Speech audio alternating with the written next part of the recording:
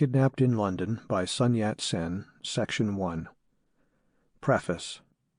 My recent detention in the Chinese legation, 49 Portland Place, London, has excited so much interest, has brought me so many friends, and has raised so many legal, technical, and international points of law, that I feel I should be failing in my duty did I not place on public record all the circumstances connected with the historical event. I must beg the indulgence of all readers for my shortcomings in English composition, and confess that, had it not been for the help rendered by a good friend who transcribed my thoughts, I could never have ventured to appear as the author of an English book. Sun Yat-sen, London, 1897. End of preface. Chapter 1. The Embroglio. When, in 1892, I settled in Macau, a small island near the mouth of the Canton River, to practice medicine, I little dreamt that in 4 years' time I should find myself a prisoner in the Chinese legation in London, and the unwitting cause of a political sensation which culminated in the active interference of the British government to procure my release. It was in that year, however, and at Macau, that my first acquaintance was made with political life, and there began the part of my career which has been the means of bringing my name so prominently before the British people. I had been studying medicine during the year 1886 in Canton at the Anglo-American Mission under the direction of the venerable Dr. Kerr, when in 1887 I heard of the opening of a college of medicine at Hong Kong, and determined immediately to avail myself of the advantages it offered. After 5 years' study, 1887 to 1892, I obtained the diploma entitling me to style myself Licentiate in Medicine and Surgery, Hong Kong. Macau has belonged to Portugal for 360 years, but although the government is Europeanized, the inhabitants are mostly Chinese, and the section of the population which styles itself Portuguese consists really of Eurasians of several inbred generations. In my newly selected home I found the Chinese authorities of the native hospital willing to help me forward in the matter of affording me opportunities to practice European medicine and surgery. They placed a ward at my disposal, supplied me with drugs and appliances from London, and granted me every privilege whereby to secure my introduction amongst them on a fair footing. This event deserves special notice as marking a new and significant departure in China, for never before had the board of directors of any Chinese hospital throughout the length and breadth of the great empire given any direct official encouragement to Western medicine. Many patients, more especially surgical cases, came to my wards, and I had the opportunity of performing several of the major operations before the directors. On the other hand, I had difficulty from the first with the Portuguese authorities. It was not the obstructive ignorance of the East, but the jealousy of the West, which stepped in to thwart my progress. The law of Portugal forbids the practice of medicine within Portuguese territory by any one who is not possessed of a Portuguese diploma, obtainable only in Europe. Under this rule the Portuguese doctors took refuge and fought my claims to practice. They first forbade me to practice amongst, or prescribe for, Portuguese. The dispensers in the pharmacies were not allowed to dispense prescriptions from the pen of a doctor of any alien nationality. Consequently, my progress was hampered from the first. After futile attempts to establish myself in Macau, and at considerable pecuniary loss, for I had settled down, little dreaming of opposition, I was induced to go to Canton. It was in Macau that I first learned of the existence of a political movement which I might best describe as the formation of a, quote, young China, end quote, party. Its objects were so wise, so modest, and so hopeful that my sympathies were at once enlisted in its behalf, and I believed I was doing my best to further the interests of my country by joining it. The idea was to bring about a peaceful reformation, and we hoped, by forwarding modest schemes of reform to the throne, to initiate a form of government more consistent with modern requirements. The prime essence of the movement was the establishment of a form of constitutional government to supplement the old-fashioned, corrupt, and worn-out system under which China is groaning. It is unnecessary to enter into details as to what form of rule obtains in China at present. It may be summed up, however, in a few words. The people have no say whatever in the management of imperial, national, or even municipal affairs. The mandarins, or local magistrates, have full power of adjudication, from which there is no appeal. Their word is law, and they have full scope to practice their machinations with complete irresponsibility, and every officer may fatten himself with impunity. Extortion by officials is an institution. It is the condition on which they take office, and it is only when the bleeder is a bungler that the government steps in with pretended benevolence to ameliorate, but more often to complete the depletion. English readers are probably unaware of the smallness of the established salaries of provincial magnates. They will scarcely credit that the viceroy of, say, Canton, ruling a country with a population larger than that of Great Britain, is allowed as his legal salary the paltry sum of £60 a year, so that in order to live and maintain himself in office, accumulating fabulous riches the while, he resorts to extortion and the selling of justice. So-called education and the results of examinations are the one means of obtaining official notice. Granted that a young scholar gains distinction, he proceeds to seek public employment, and, by bribing the Peking authorities, an official post is hoped for. Once obtained, as he cannot live on his salary, perhaps he even pays so much annually for his post, license to squeeze is the result.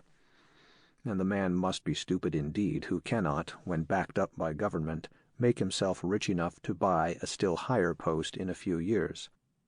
With advancement comes increased license and additional facility for self-enrichment, so that the cleverest squeezer ultimately can obtain money enough to purchase the highest positions. This official thief, with his mind warped by his mode of life, is the ultimate authority in all matters of social, political, and criminal life. It is a feudal system, an imperium in imperio, an unjust autocracy which thrives by its own rottenness. But this system of fattening on the public vitals, the selling of power, is the chief means by which the Manchu dynasty continues to exist. With this legalized corruption stamped as the highest ideal of government, who can wonder at the existence of a strong undercurrent of dissatisfaction among the people? The masses of China, although kept officially in ignorance of what is going on in the world around them, are anything but a stupid people. All European authorities on this matter state that the latent intellectual ability of the Chinese is considerable, and many place it even above that of the masses in any other country, European or Asiatic. Books on politics are not allowed. Daily newspapers are prohibited in China. The world around, its people and politics are shut out, while no one below the grade of a mandarin of the 7th rank is allowed to read Chinese geography, far less foreign. The laws of the present dynasty are not for public reading. They are known only to the highest officials. The reading of books on military subjects is, in common with that of other prohibited matter, not only forbidden, but is even punishable by death. No one is allowed, on pain of death, to invent anything new, or to make known any new discovery. In this way are the people kept in darkness, while the government doles out to them what scraps of information it finds will suit its own ends. The so-called literati of China are allowed to study only the Chinese classics and the commentaries thereon. These consist of the writings of ancient philosophers, the works of Confucius and others. But of even these, all parts relating to the criticism of their superiors are carefully expunged, and only those parts are published for public reading which teach obedience to authorities as the essence of all instruction. In this way is China ruled, or rather misruled, namely by the enforcement of blind obedience to all existing laws and formalities. To keep the masses in ignorance is the constant endeavor of Chinese rule.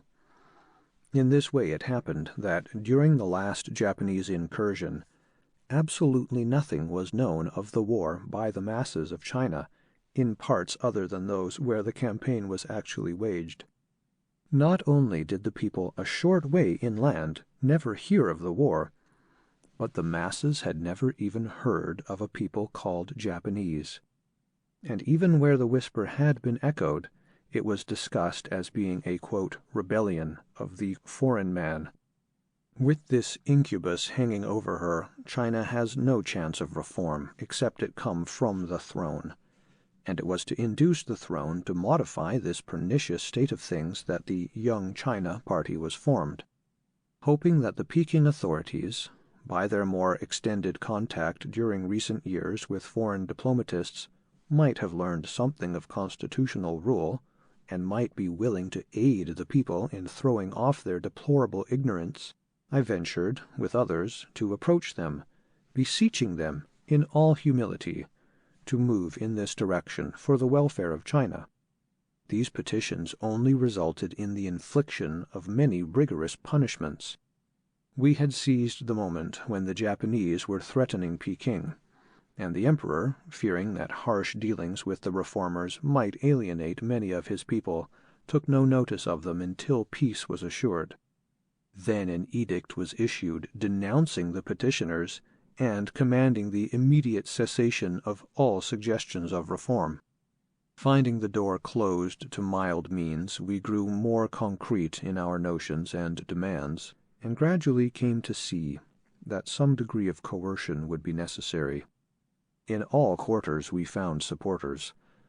The better classes were dissatisfied with the behavior of our armies and fleets, and knew that corruption in its worst forms was the cause of their failure. This feeling was not confined to one locality, but was widespread and deep-rooted, and promised to take shape and find expression in decided action. The headquarters of the Young China party was really in Shanghai, but the scene of action was to be laid in Canton. The party was aided in its course by one or two circumstances. First among these was the existence of discontented soldiery. 3/4 of the Cantonese contingent were disbanded when the war in the north had ceased in 1895. This set loose a number of idle, lawless men, and the small section of their comrades who were retained in service were no better pleased than those dismissed. Either disband all or retain all was their cry, but the authorities were deaf to the remonstrance. The Reform Party at once enlisted the sympathies of these men in their cause, and so gained numerical strength to their military resources. Another chance coincidence hastened events. For some reason or other, a body of police, discarding their uniform, set to work to loot and plunder a section of the city. After an hour or two the inhabitants rose, and, obtaining mastery of the quondam police, shut some half-dozen of the ringleaders up in their guild hall. The superintendent of the official police then sent out a force to release the marauders, and proceeded forthwith to plunder the guild hall itself. A meeting of the inhabitants was immediately held, and a deputation of 1,000 men sent to the governor's residence to appeal against the action of the police. The authorities, however, told the deputation that such a proceeding was tantamount to a rebellion, and that they had no right to threaten their superiors. They thereupon arrested the ringleaders of the deputation and sent the others about their business. The discontents soon became disaffected, and the Young China party making advances, they readily joined the reformers. Yet a third and a fourth incident helped to swell their ranks. The Viceroy, Li Han-chang, brother of the famous Viceroy Li, put a fixed tariff on all official posts throughout his two provinces, Guangdong and Guangxi. This was an innovation which meant a further squeeze of the people, as the officials, of course, made the people pay to indemnify them for their extra payments. The fourth, and the most characteristically Chinese, method of extortion was afforded in the occasion of the Viceroy's birthday. The officials in his provinces combined to give their master a present, and collected money to the amount of 1,000,000 taels, about £200,000. Of course the officials took the money from the richer merchants in the usual way, by threats, by promises, and by blackmailing. A follower of Li Han-chang, Chi Fa-nung by name, further angered all the literati by selling, to all who could afford to pay, diplomas of graduation for 3,000 taels, about £500 each. The richer men and the literati became thereby disaffected and threw in their lot with Young China. In this way the reform movement acquired great strength and coherence and widespread influence, and brought matters all too soon to a climax. The plan was to capture the city of Canton and depose the authorities, taking them by surprise and securing them in as quiet a way as possible, or at any rate without bloodshed. To ensure a complete coup, it was considered necessary to bring an overwhelming force to bear. Consequently, 2 bodies of men were employed, one in Swatow and the other from the banks of the West River. These places were fixed upon, as the Swatow men, for instance, were totally ignorant of the Cantonese language. Although only 180 miles north of Canton, the language of Swatow differs as much from that of Canton as English does from Italian. It was deemed wise to bring strangers in, as they were more likely to be staunch to the cause, since they could not communicate with, and therefore could not be tampered with by, Cantonese men. Nor would it be safe for them to disband or desert, as they would be known as strangers, and suspicion would at once fall on them were they found in Canton after the disturbance. It was arranged that on a certain day in October 1895 these men should march across country, one body from the southwest, the other from the northeast, towards Canton. All proceeded satisfactorily, and they commenced their advance. Frequent meetings of the Committee of Reformers were held, and arms, ammunition, and dynamite were accumulated at the headquarters. The soldiers advancing across the country were to be still further strengthened by a contingent of 400 men from Hong Kong. The day for the assemblage came, and the southern men were halted within 4 hours' march of the city. A guard of 100 men, fully armed, was stationed around the committee in their guild. Runners, some 30 in number, were dispatched to the disaffected over the city to be ready for the following morning. Whilst the conspirators sat within their hall, a telegram was received to the effect that the advancing soldiers had been stayed in their progress, and the reform movement forthwith became disconcerted. It was impossible to recall the messengers, and others could not be found who knew where the disaffected were resident. Further news came to hand, rendering it impossible to proceed, and the cry arose, "Sauve qui peut." Reader's note: run for your lives.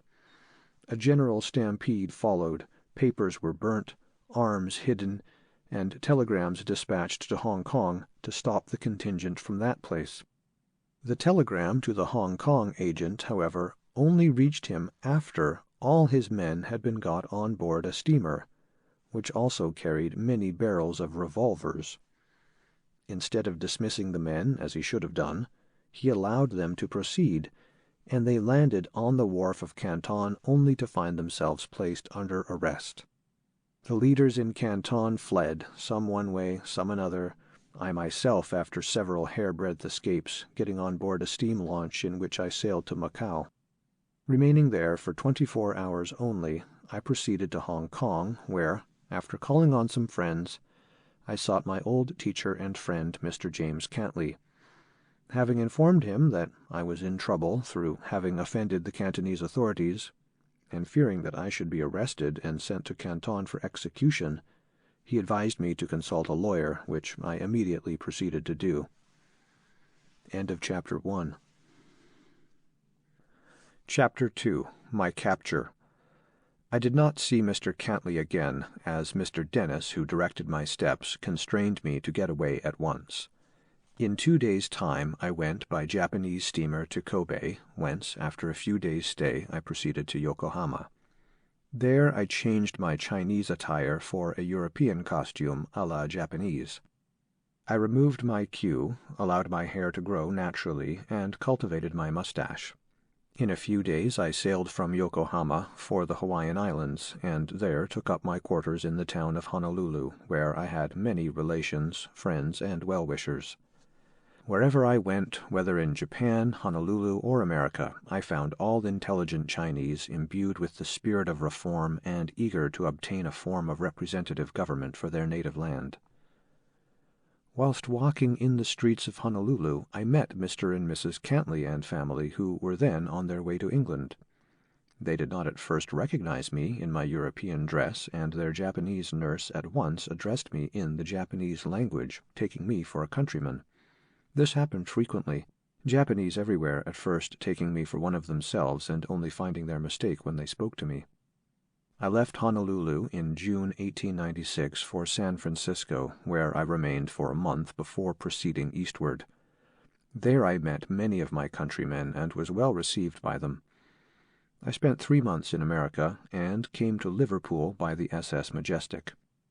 In New York I was advised to beware the Chinese minister to the United States, as he is a Manchurian and has but little sympathy with Chinese generally, and a reformer in particular. On October 1st, 1896, I arrived in London and put up at Haxall's Hotel in the Strand. I went next day to Mr. Cantley's at 46 Devonshire Street, Portland Place West, where I received a hearty welcome from my old friend and his wife. Lodgings were found for me at 8 Gray's Inn Place, Gray's Inn, Holborn. Henceforward I proceeded to settle down, to enjoy my stay in London, and to become acquainted with the many sights, the museums, and the historical relics in this, the very centre of the universe. What impressed me, a Chinaman, most was the enormous vehicular traffic, the endless and unceasing stream of omnibuses, cabs, carriages, wagons, and wheeled conveyances of humbler character which held the streets. The wonderful way in which the police controlled and directed the traffic, and the good humor of the people. The foot passengers are, of course, many, but they are not in such crowds as we find in Chinese streets.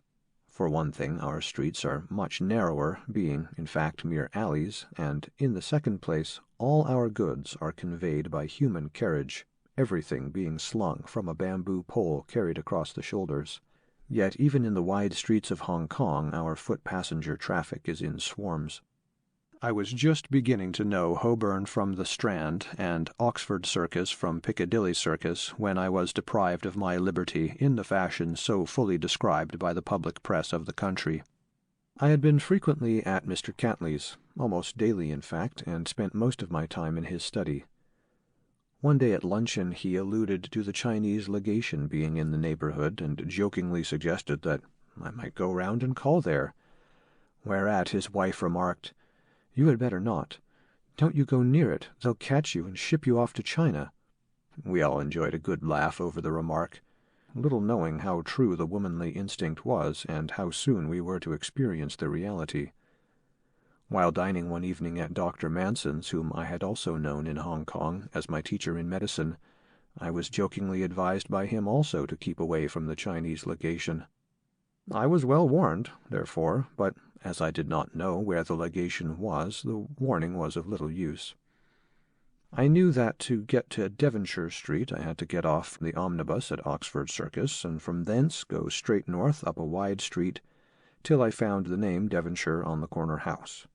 That was the extent of my knowledge of the locality at this time.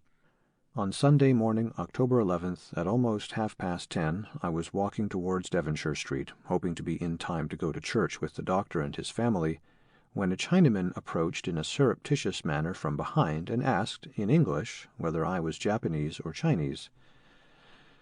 I replied, "I am Chinese." He then inquired from what province I came, and when I told him I was from Canton, he said, "We are countrymen and speak the same language. I am from Canton."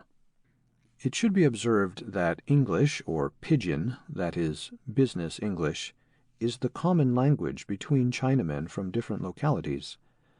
A Swatow and a Cantonese merchant, although their towns are but 180 miles apart, less than the distance between London and Liverpool, may be entirely ignorant of each other's spoken language. The written language is the same all over China, but the written and spoken languages are totally different, and the spoken languages are many. A Swatow merchant, therefore, doing business in Hong Kong with a Cantonese man, speaks English, but writes in the common language of China. While upon this subject it may be well to state that the Japanese written language is the same in its characters as that used by the Chinese, so that a Chinaman and a Japanese, when they meet, although having no spoken words in common, can figure to each other on the ground or on paper, and frequently make imaginary figures on one hand with the forefinger of the other, to their mutual understanding. My would-be Chinese friend, therefore, addressed me in English until he found my dialect. We then conversed in the Cantonese dialect. Whilst he was talking, we were slowly advancing along the street, and presently a second Chinaman joined us, so that I had now one on each side. They pressed me to go into their, quote, lodgings and enjoy a smoke and chat with them. I gently demurred, and we stopped on the pavement. A third Chinaman now appeared, and my first acquaintance left us.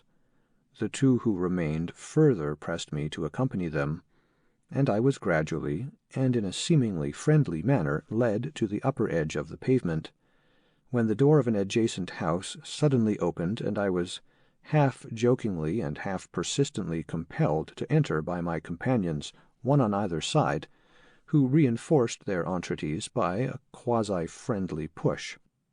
Suspecting nothing, for I knew not what house I was entering, I only hesitated because of my desire to get to Mr. Cantley's in time for church, and I felt I should be too late did I delay. However, in good faith I entered, and was not a little surprised when the front door was somewhat hurriedly closed and barred behind me. All at once it flashed upon me that the house must be the Chinese legation, thereby accounting for the number of Chinamen in Mandarin attire, and for the large size of the house, while I also recollected that the minister resided somewhere in the neighborhood of Devonshire Street, near to which I must then be. I was taken to a room on the ground floor, whilst one or two men talked to me and to each other. I was then sent upstairs, two men, one on either side, conducting and partly forcing me to ascend. I was next shown into a room on the second floor and told I was to remain there. This room, however, did not seem to satisfy my captors, as I was shortly afterwards taken to another on the third floor with a barred window looking out to the back of the house. Here an old gentleman with white hair and beard came into the room in rather a bumptious fashion and said, "Here is China for you. You are now in China." Sitting down, he proceeded to interrogate me. Asked what my name was, I replied, "Sun." "Your name," he replied, "is Sun Wen, and we have a telegram from the Chinese minister in America informing us that you were a passenger to this country by the SS Majestic, and the minister asks me to arrest you." "What does that mean?" I inquired. To which he replied, "You have previously sent in a petition for reform to the Yamen in Peking, asking that it be presented to the emperor. That may be considered a very good petition, but now the Yamen want you, and therefore you are detained here until we learn what the emperor wishes us to do with you." "Can I let my friend know I am here?" I asked. "No," he replied, "but you can write to your lodging for your luggage to be sent you." On my expressing a wish to write to Dr. Manson, he provided me with pen, ink, and paper. I wrote to Dr. Manson informing him that I was confined in the Chinese legation and asking him to tell Mr. Cantley to get my baggage sent to me. The old gentleman, however, whom I afterwards learned to be Sir Halliday Macartney, objected to my using the word confined and asked me to substitute another. Accordingly I wrote, quote, "I am in the Chinese legation. Please tell Mr. Cantley to send my luggage here."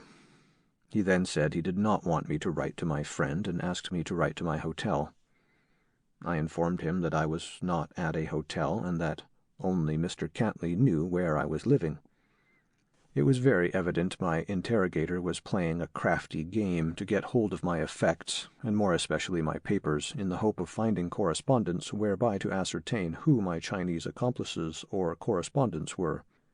I handed him the letter to Dr. Manson, which he read and returned, saying, "That is all right." I put it in an envelope and gave it to Sir Halliday Macartney in all good faith that it would be delivered. End of Chapter 2. End of Section 1.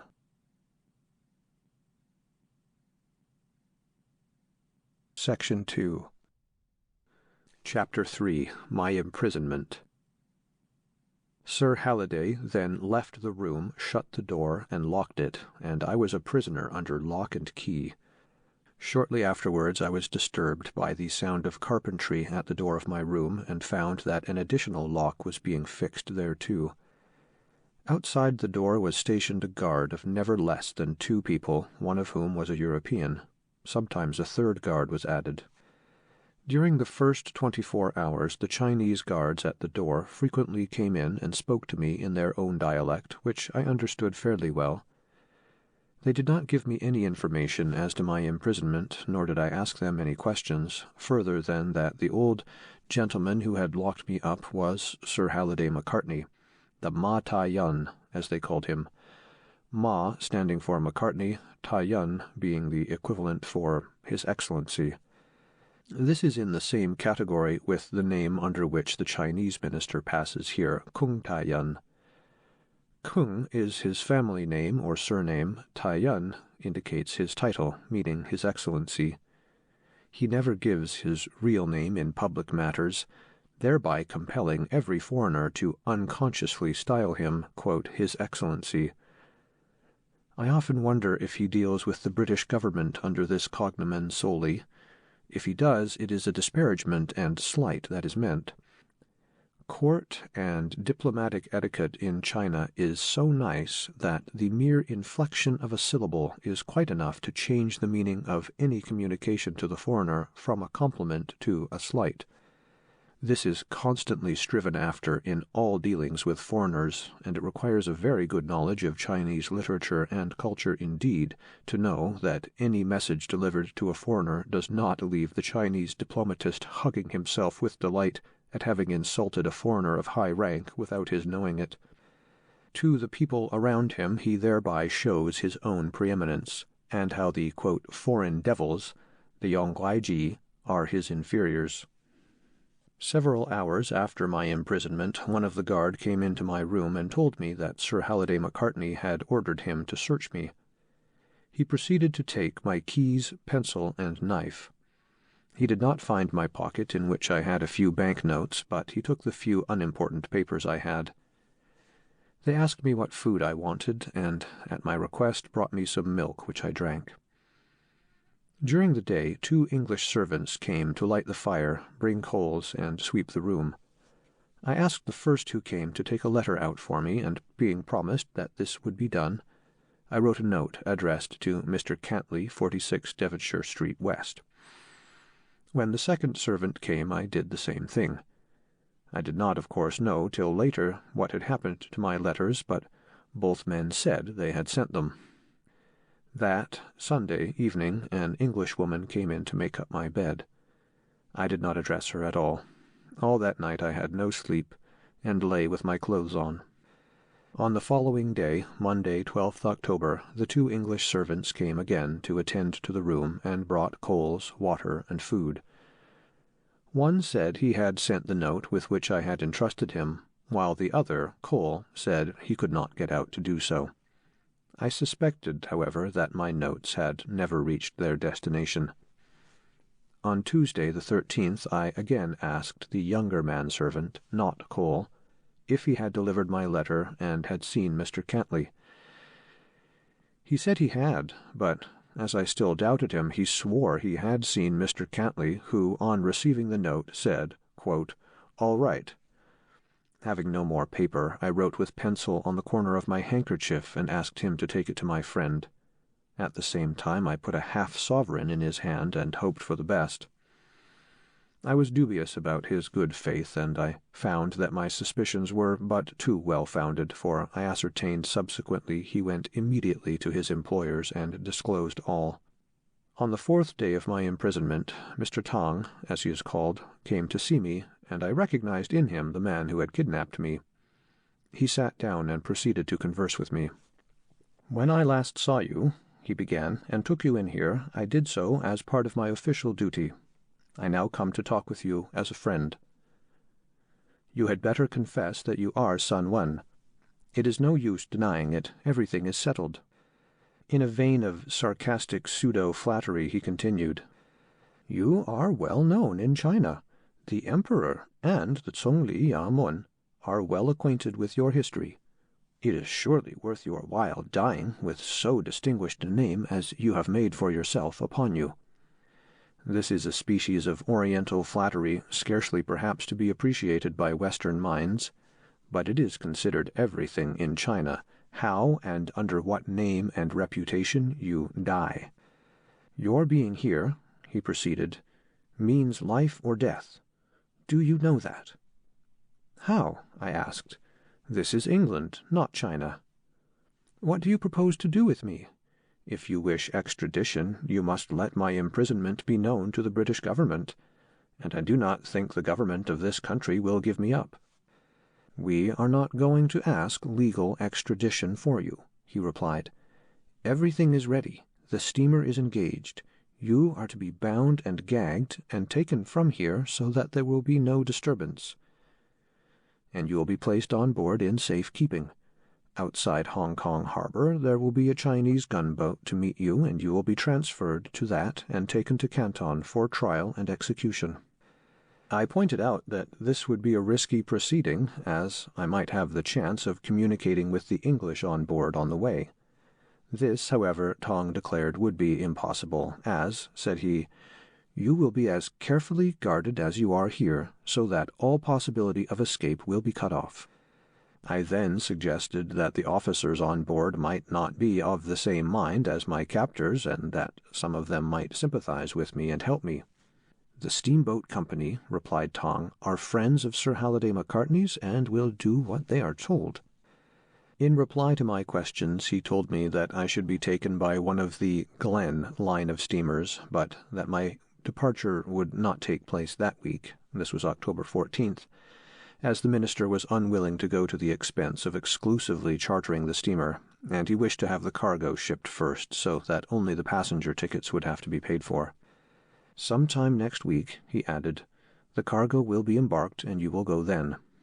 On my remarking that this was a very difficult plan to put into execution, he merely said, "Were we afraid of that, we could kill you here, because this is China, and no one can interfere with us in the legation." For my edification and consolation he then quoted the case of a Korean patriot who, escaping from Korea to Japan, was induced by a countryman of his to go to Shanghai, where he was put to death in the British concession. His dead body was sent back by the Chinese to Korea for punishment, and on arrival there it was decapitated, while the murderer was rewarded and given a high political post. Tong was evidently fondly cherishing the belief that he would be similarly promoted by his government for arresting me and securing my death. I asked him why he should be so cruel, to which he replied, "This is by order of the Emperor, who wants you captured at any price, alive or dead." I urged that the Korean case was one of the causes of the Japanese War, and that my capture and execution might lead to further trouble and great complications. "The British government," I said, "may ask for the punishment of all the members of this legation, and, as you are a countryman of mine, my people in the province of Guangdong may revenge themselves on you and your family for your treatment of me." He then changed his tone, desisted from his arrogant utterances, and remarked that all he was doing was by the direction of the legation, and that he was merely warning me in a friendly way of my plight. End of Chapter 3. Chapter 4. Pleading with my jailers for life. At 12 o'clock the same night, Tong returned to my room and reopened the subject. I asked him, if he was really a friend of mine, what he could do to help me. "That is what I came back for," he replied, "and I want to do all I can, and will let you out by and by. Meantime," he continued, "I am getting the locksmith to make 2 duplicate keys, one for your room and one for the front door." Tong had to take this step, he said, as the keys were kept by the confidential servant of the minister who would not part with them. To my inquiry as to when he could let me out, he stated that it would be impossible till the following day, and that he could probably manage it at 2 a.m. Friday morning. As he left the room, he counseled me to be ready to get out on the Friday. After his departure, I wrote down a few words on a paper to give to the servants to take to Mr. Cantley. Next morning, Thursday, October 15th, I gave the note to the servant, but as Tong told me on the afternoon of that day, it was handed by the servant to the legation authorities. Tong declared that by my action I had spoiled all his plans for rescuing me, and that Sir Halliday Macartney had scolded him very much for telling me how they intended to dispose of me. I thereupon asked him if there was any hope for my life, to which he replied, "Yes, there is still great hope, but you must do what I tell you." He advised me to write to the minister asking for mercy.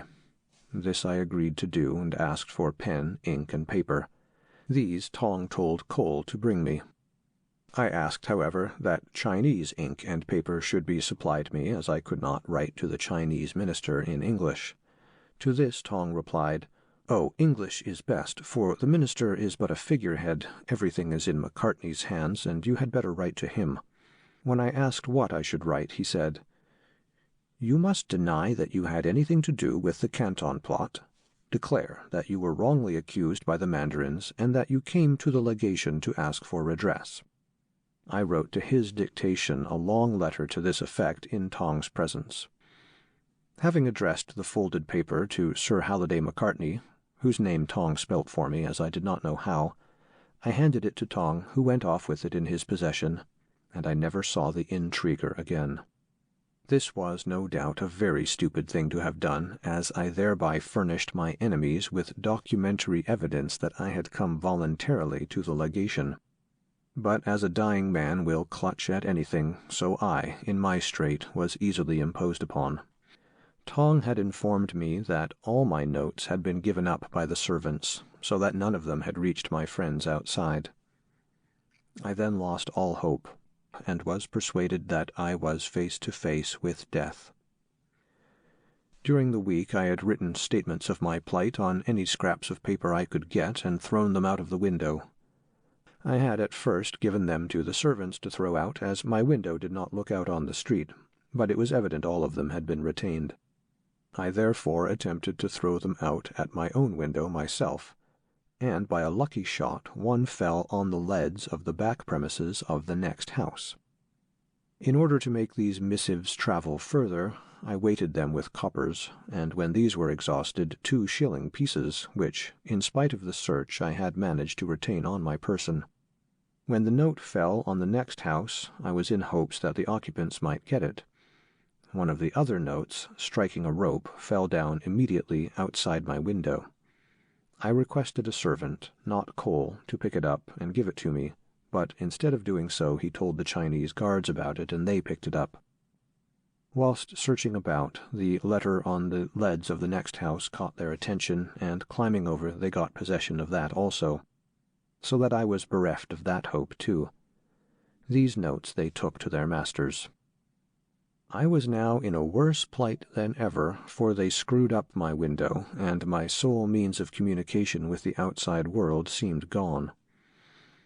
My despair was complete, and only by prayer to God could I gain any comfort. Still the dreary days and still more dreary nights wore on, and but for the comfort afforded me by prayer, I believe I should have gone mad. After my release, I related to Mr. Cantley how prayer was my one hope, and told him how I should never forget the feeling that seemed to take possession of me as I rose from my knees on the morning of Friday, October 16th, a feeling of calmness, hopefulness, and confidence that assured me my prayer was heard, and filled me with hope that all would yet be well. I therefore resolved to redouble my efforts and made a determined advance to Cole, beseeching him to help me. When he came in, I asked him, "Can you do anything for me?" His reply was the question, "What are you?" "A political refugee from China," I told him. As he did not seem to quite grasp my meaning, I asked him if he had heard much about the Armenians. He said he had, so I followed up this line by telling him that just as the Sultan of Turkey wished to kill all the Christians of Armenia, so the Emperor of China wished to kill me, because I was a Christian, and one of a party that was striving to secure good government for China. All English people, I said, sympathize with the Armenians, and I do not doubt they would have the same feeling towards me if they knew my condition. He remarked that he did not know whether the English government would help me, but I replied that they would certainly do so, otherwise the Chinese legation would not confine me so strictly, but would openly ask the British government for my legal extradition. "My life," I said to him, "is in your hands. If you let the matter be known outside, I shall be saved. If not, I shall certainly be executed. Is it good to save a life or to take it? Whether is it more important to regard your duty to God or to your master, to honor the just British or the corrupt Chinese government?" I pleaded with him to think over what I had said and to give me an answer next time he came, and tell me truly whether he would help me or not. He went away, and I did not see him till next morning. It may well be imagined how eager I was to learn his decision. While engaged putting coals on the fire, he pointed to a paper he had placed in the coal scuttle. On the contents of that paper my life seemed to depend. Would it prove a messenger of hope, or would the door of hope again be shut in my face? Immediately he left the room, I picked it up and read, "I will try to take a letter to your friend. You must not write it at the table, as you can be seen through the keyhole, and the guards outside watch you constantly. You must write it on your bed." I then lay down on my bed, with my face to the wall, and wrote on a visiting card to Mr. Cantley. At noon Cole came in again, and I pointed to where my note was. He went and picked it up, and I gave him all the money I had about me, £20. Mr. Cantley's note in reply was placed by Cole behind the coal scuttle, and by a significant glance he indicated there was something there for me. When he had gone, I anxiously picked it up and was overjoyed to read the words, "Cheer up! The government is working on your behalf, and you will be free in a few days." Then I knew God had answered my prayer. During all this time I had never taken off my clothes. Sleep came but seldom, only in snatches, and these very troubled. Not until I received my friend's cheering news did I get a semblance of real rest. My greatest dread was the evil that would befall the cause for which I had been fighting, and the consequences that would ensue were I taken to China and killed. Once the Chinese got me there, they would publish it abroad that I had been given up by the British government in due legal fashion, and that there was no refuge in British territory for any of the other offenders. The members of the party will remember the part played by England in the Taiping Rebellion, and how, by English interference, that great national and Christian revolution was put down. Had I been taken to China to be executed, the people would have once more believed that the revolution was again being fought with the aid of Britain, and all hopes of success would be gone. Had the Chinese legation got my papers from my lodgings, further complications might have resulted to the detriment of many friends. This danger, it turned out, had been carefully guarded against by a thoughtful lady. Mrs. Cantley, on her own responsibility, had gone to my lodgings, carefully collected my papers and correspondence, and within a few hours of her becoming acquainted with my imprisonment, there and then destroyed them. If some of my friends in various parts of the world have had no reply to their letters, they must blame this considerate lady for her wise and prompt action, and forgive my not having answered them, as I am minus their addresses and in many cases do not even know their names. Should the Chinese authorities again entrap me, they will find no papers whereby my associates can be made known to them. I luckily did not think of poison in my food, but my state of mind was such that food was repulsive to me. I could only get down liquid nourishment, such as milk and tea, and occasionally an egg. Only when my friend's note reached me could I either eat or sleep. End of Chapter 4. Chapter 5. The part my friends played. Outside the legation, I, of course, knew nothing of what was going on. All my appeals, all my winged scraps I had thrown out at the window, all my letters I had handed officially to Sir Halliday Macartney and Tong, I knew were useless, and worse than useless, for they but increased the closeness of my guard and rendered communication with my friends more and more an impossibility. However, my final appeal on Friday morning, October 16th, had made an impression, for it was after that date that Cole began to interest himself in my behalf. Cole's wife had a good deal to do with the initiative, and it was Mrs. Cole who wrote a letter to Mr. Cantley on Saturday, October 17th, 1896, and so set the machinery going. The note reached Devonshire Street at 11 p.m. Imagine the doctor's feelings when he read the following, quote, "There is a friend of yours imprisoned in the Chinese legation here since last Sunday. They intend sending him out to China, where it is certain they will hang him. It is very sad for the poor man, and unless something is done at once he will be taken away and no one will know it. I dare not sign my name, but this is the truth, so believe what I say. Whatever you do must be done at once, or it will be too late. His name is, I believe, Lin Yin-sen." End quote. No time was evidently to be lost.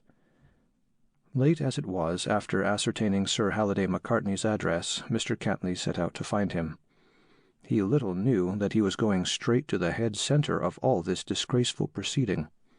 Luckily or unluckily for me, one will never know which, he found the house, 3 Harley Place, shut up. It was 11:15 p.m. on Saturday night, and the policeman on duty in the Marylebone Road eyed him rather suspiciously as he emerged from the compound in which the house stands. The policeman said that the house was shut up for 6 months, the family having gone to the country. Mr. Cantley asked how he knew all this, and the policeman retorted that there had been a burglary attempted 3 nights previously which led to close enquiries who the tenants were. Therefore, the information he had, namely a 6 months, quote, anticipated absence, was evidently definite and precise. Mr. Cantley next drove to Marylebone Lane Police Office and laid the matter before the inspector on duty. He next went to Scotland Yard and asked to see the officer in charge. A detective inspector received him in a private room and consented to take down his evidence. The difficulty was to get anyone to believe so improbable a story.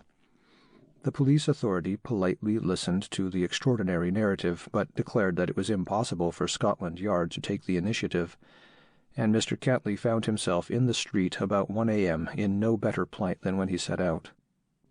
Next morning Mr. Cantley went to Kensington to consult with a friend as to whether or not there was any good in asking the head of the Chinese customs in London to approach the legation privately and induce them to reconsider their imprudent action and ill-advised step. Not receiving encouragement in that direction, he went again to 3 Harley Place in hopes that at least a caretaker would be in possession, and in a position to at least tell where Sir Halliday Macartney could be found or reached by telegram. Beyond the confirmation of the policeman's story that burglary had been attempted, by seeing the evidence of, quote, jemmies used to break open the door, no clue could be found as to where this astute orientalized diplomatist was to be unearthed. Mr. Cantley then proceeded to Dr. Manson's house, and there, at his front door, he saw a man who proved to be Cole, my attendant at the legation. The poor man had at last summoned up courage to disclose the secret of my imprisonment, and in fear and trembling sought out Mr. Cantley at his house. But being told he had gone to Dr. Manson's, he went on there and met both the doctors together. Cole then presented 2 cards I had addressed to Mr. Cantley, stating, quote, "I was kidnapped on Sunday last by 2 Chinamen and forcibly taken into the Chinese legation. I am imprisoned, and in a day or 2 I am to be shipped off to China on board a specially chartered vessel. I am certain to be beheaded. Oh, woe is me." End quote. Dr. Manson heartily joined with his friend in his attempt to rescue me and proceeded to interrogate Cole. Mr. Cantley remarked, "Oh, if Sir Halliday Macartney were only in town, it would be all right. It is a pity he is away. Where can we find him?" Cole immediately retorted, "Sir Halliday is in town. He comes to the legation every day. It was Sir Halliday who locked Son in his room and placed me in charge, with directions to keep a strict guard over the door, that he should have no means of escape." This information was startling and placed the difficulty of release on a still more precarious footing. The proceedings would have to be still more carefully undertaken, and the highest authorities would have to be called in, were these crafty and masterful men to be outwitted. Cole, in answer to further interrogations, said that it was given out in the legation that I was a lunatic, that I was to be removed to China on the following Tuesday, that was in 2 days more, that he did not know by what line of ships I was going, but a man of the name of MacGregor in the city had something to do with it.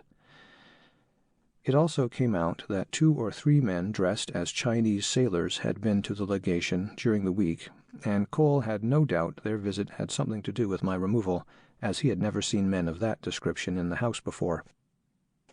Cole left, taking a card with the names of my 2 friends upon it to deliver to me, in the hopes that its advent would allay my fears and serve as a guarantee that Cole was actually working on my behalf at last.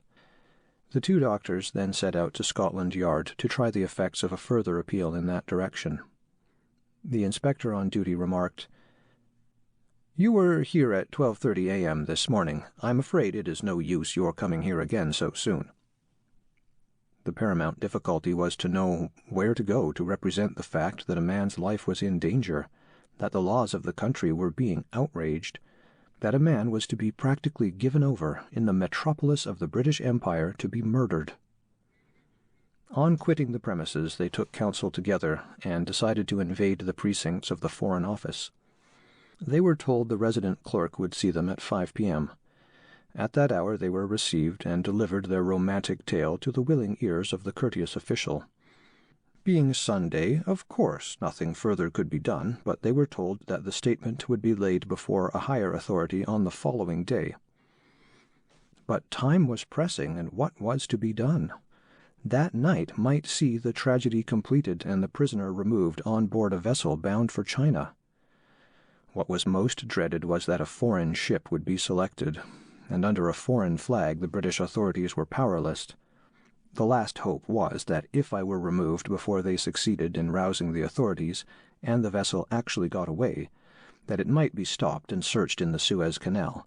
But were I shipped on board a vessel under a flag other than British, this hope would prove a delusion. With this dread upon them, they decided to take the decisive step of going to the legation and telling the Chinese that they were acquainted with the fact that Sun was a prisoner in their hands, and that the British government and the police knew of their intention to remove him to China for execution. Dr. Manson decided he should go alone, as Mr. Cantley's name in connection with Sun's was well known at the legation. Accordingly, Dr. Manson called alone at 49 Portland Place. The powdered footman at the door was asked to call one of the English-speaking Chinamen. Presently the Chinese interpreter, my captor and tormentor, Tong himself, appeared. Dr. Manson said he wanted to see Sun Yat-sen. A puzzled expression fell over Tong's face, as though seeking to recall such a name. Sun. There is no such person here. Dr. Manson then proceeded to inform him that he was quite well aware that Sun was here, that he wished to inform the legation that the Foreign Office had been made cognizant of the fact, and that Scotland Yard was posted in the matter of Sun's detention. But a Chinese diplomatist is nothing if not a capable liar, and Tong's opportunity of lying must have satisfied even his Oriental liking for the role. With the semblance of truth in his every word and action, Tong assured his interrogator that the whole thing was nonsense and that no such person was there. His openness and frankness partly shook Dr. Manson's belief in my condition, and when he got back to Mr. Cantley's he was so impressed with the apparent truthfulness of Tong's statement that he even suggested that the tale of my imprisonment might be a trick by myself to some end, he knew not what. Thus can my countrymen lie. Tong even shook the belief of a man like Dr. Manson, who had lived in China 22 years, who spoke the Amoy dialect fluently, and was thereby more intimately acquainted with the Chinese and their ways than 9/10 of the people who visit the Far East. However, he had to dismiss the thought, as no ulterior object could be seen in a trick of the kind. Tong is sure to rise high in the service of his country. A liar like that is sure to get his reward amongst a governing class who exist and thrive upon it. It was 7 o'clock on Sunday evening when the two doctors desisted from their labors, parted company, and considered they had done their duty. But they were still not satisfied that I was safe. The danger was that I might be removed that very night, especially since the legation knew the British government were now aware of the fact, and that if immediate embarkation were not possible, a change of residence of their victim might be contemplated. This was a very probable step indeed, and if it had been possible, there is no doubt it would have been accomplished. Luckily for me, the Marquis Sung, as he is called, had shortly before left London for China and given up his residence. Had it not been so, it is quite possible the plan of removal to his house would have recommended itself to my clever countryman, and when it was accomplished they would have thrown themselves upon the confidence and good friendship of the British and asked them to search the house. That ruse could not be carried out, but the removal to the docks was quite feasible. It was expected I was to sail on Tuesday, and as the ship must be now in dock, there was nothing more likely than that the "lunatic" passenger should be taken on board at night to escape the excitement and noise of the daily traffic in the streets. End of Chapter 5. End of Section 2.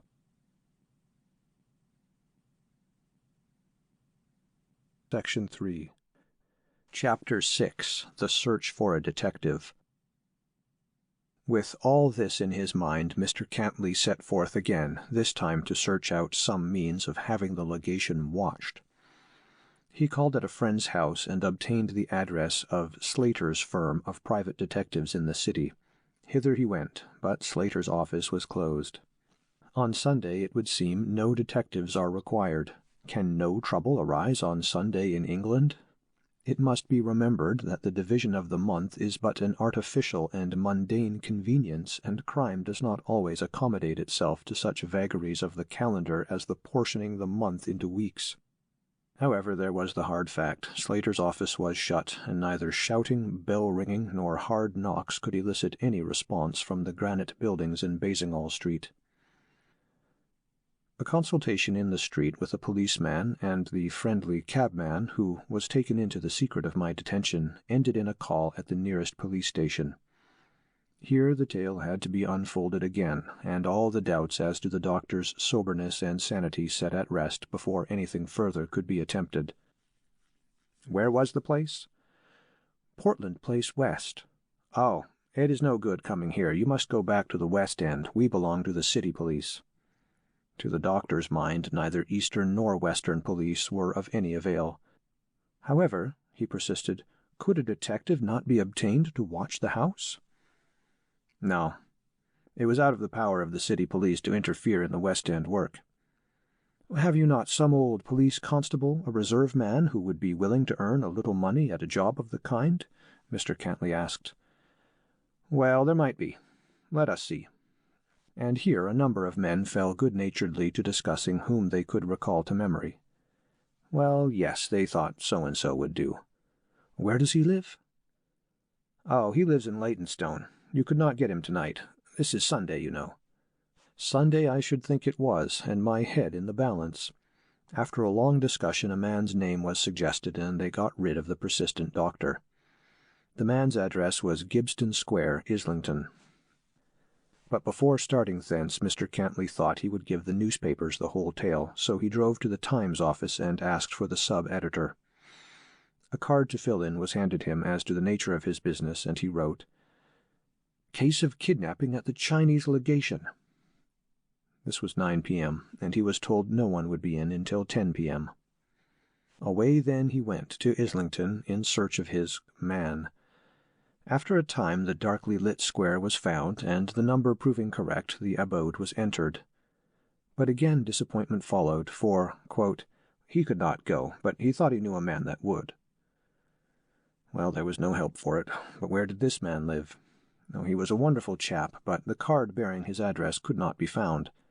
High and low was it looked for. Drawers and boxes, old packets of letters, and unused waistcoats were searched and turned out. At last, however, it was unearthed, and then it was known that the man was not at home, but was watching a public house in the city. Well, even this was overcome, for the doctor suggested that one of the numerous children that crowded the parlor should be sent with a note to the home address of the detective, whilst the father of the flock should accompany the doctor to the city in search of the watcher. At last the hansom cab drew up at a little distance from a public house, somewhere in the neighborhood of the Barbican, and the place was reconnoitred. But no watcher could be seen around, and a futile search was settled in this way, that the public house should be watched until 11 o'clock, when the house closed, at which time, in all probability, the man would be forthcoming. Mr. Cantley left his erstwhile friend outside the house and set off again for the Times office. There he was received in audience, and his statement was taken down, and the publication of the tale was left to the Times' discretion. By this time it was 11:30 p.m. on Sunday, and at last the restless doctor sought his home. He was somewhat chagrined to find that at 12 midnight his expected detective had not yet appeared, but nothing daunted, he prepared to keep watch himself. He said good night to his wife, and set out to observe the legation, ready to interfere actively if need be. However, as he strode forth with valiant intent, the doctor encountered his expected man in the street, and immediately posted him. His Gibston Square friend had proved himself reliable and sent his deputy. The windows of the legation, late as it was, past 12 at night, were still lit up, indicating a commotion within, the result, no doubt, of Dr. Manson's intimation that their evil ways were no longer unknown. The man was placed in a hansom cab in Weymouth Street, under the shadow of a house on the south side of the street, between Portland Place and Portland Road. It was a beautiful moonlight night, and both the legation entrances could be clearly seen. The hansom cab was a necessary part of the sentinel on duty, as, supposing I had been hurried from the house across the pavement and into a carriage, I should have been carried beyond the reach of a person on foot in a few minutes. Cabs cannot be had at any moment in the early morning hours, hence the necessary precaution of having the watchman in a position by which he could follow in pursuit if he were required so to do. The newspapers had it that the cab was intended to carry me off when the rescue party had freed me, but this is another part of the story which I will relate later on. At 2 a.m. the doctor got to bed, and, having informed the government, told the police, given the tale to the newspapers, posted private detectives for the night, his day's work was finished, and practically my life was saved, although I did not know it. End of Chapter 6. Chapter 7. The Government Intervene. On Monday, October 19th, Slater's office was again asked for detectives, and when they came they were posted with instructions to watch the legation night and day.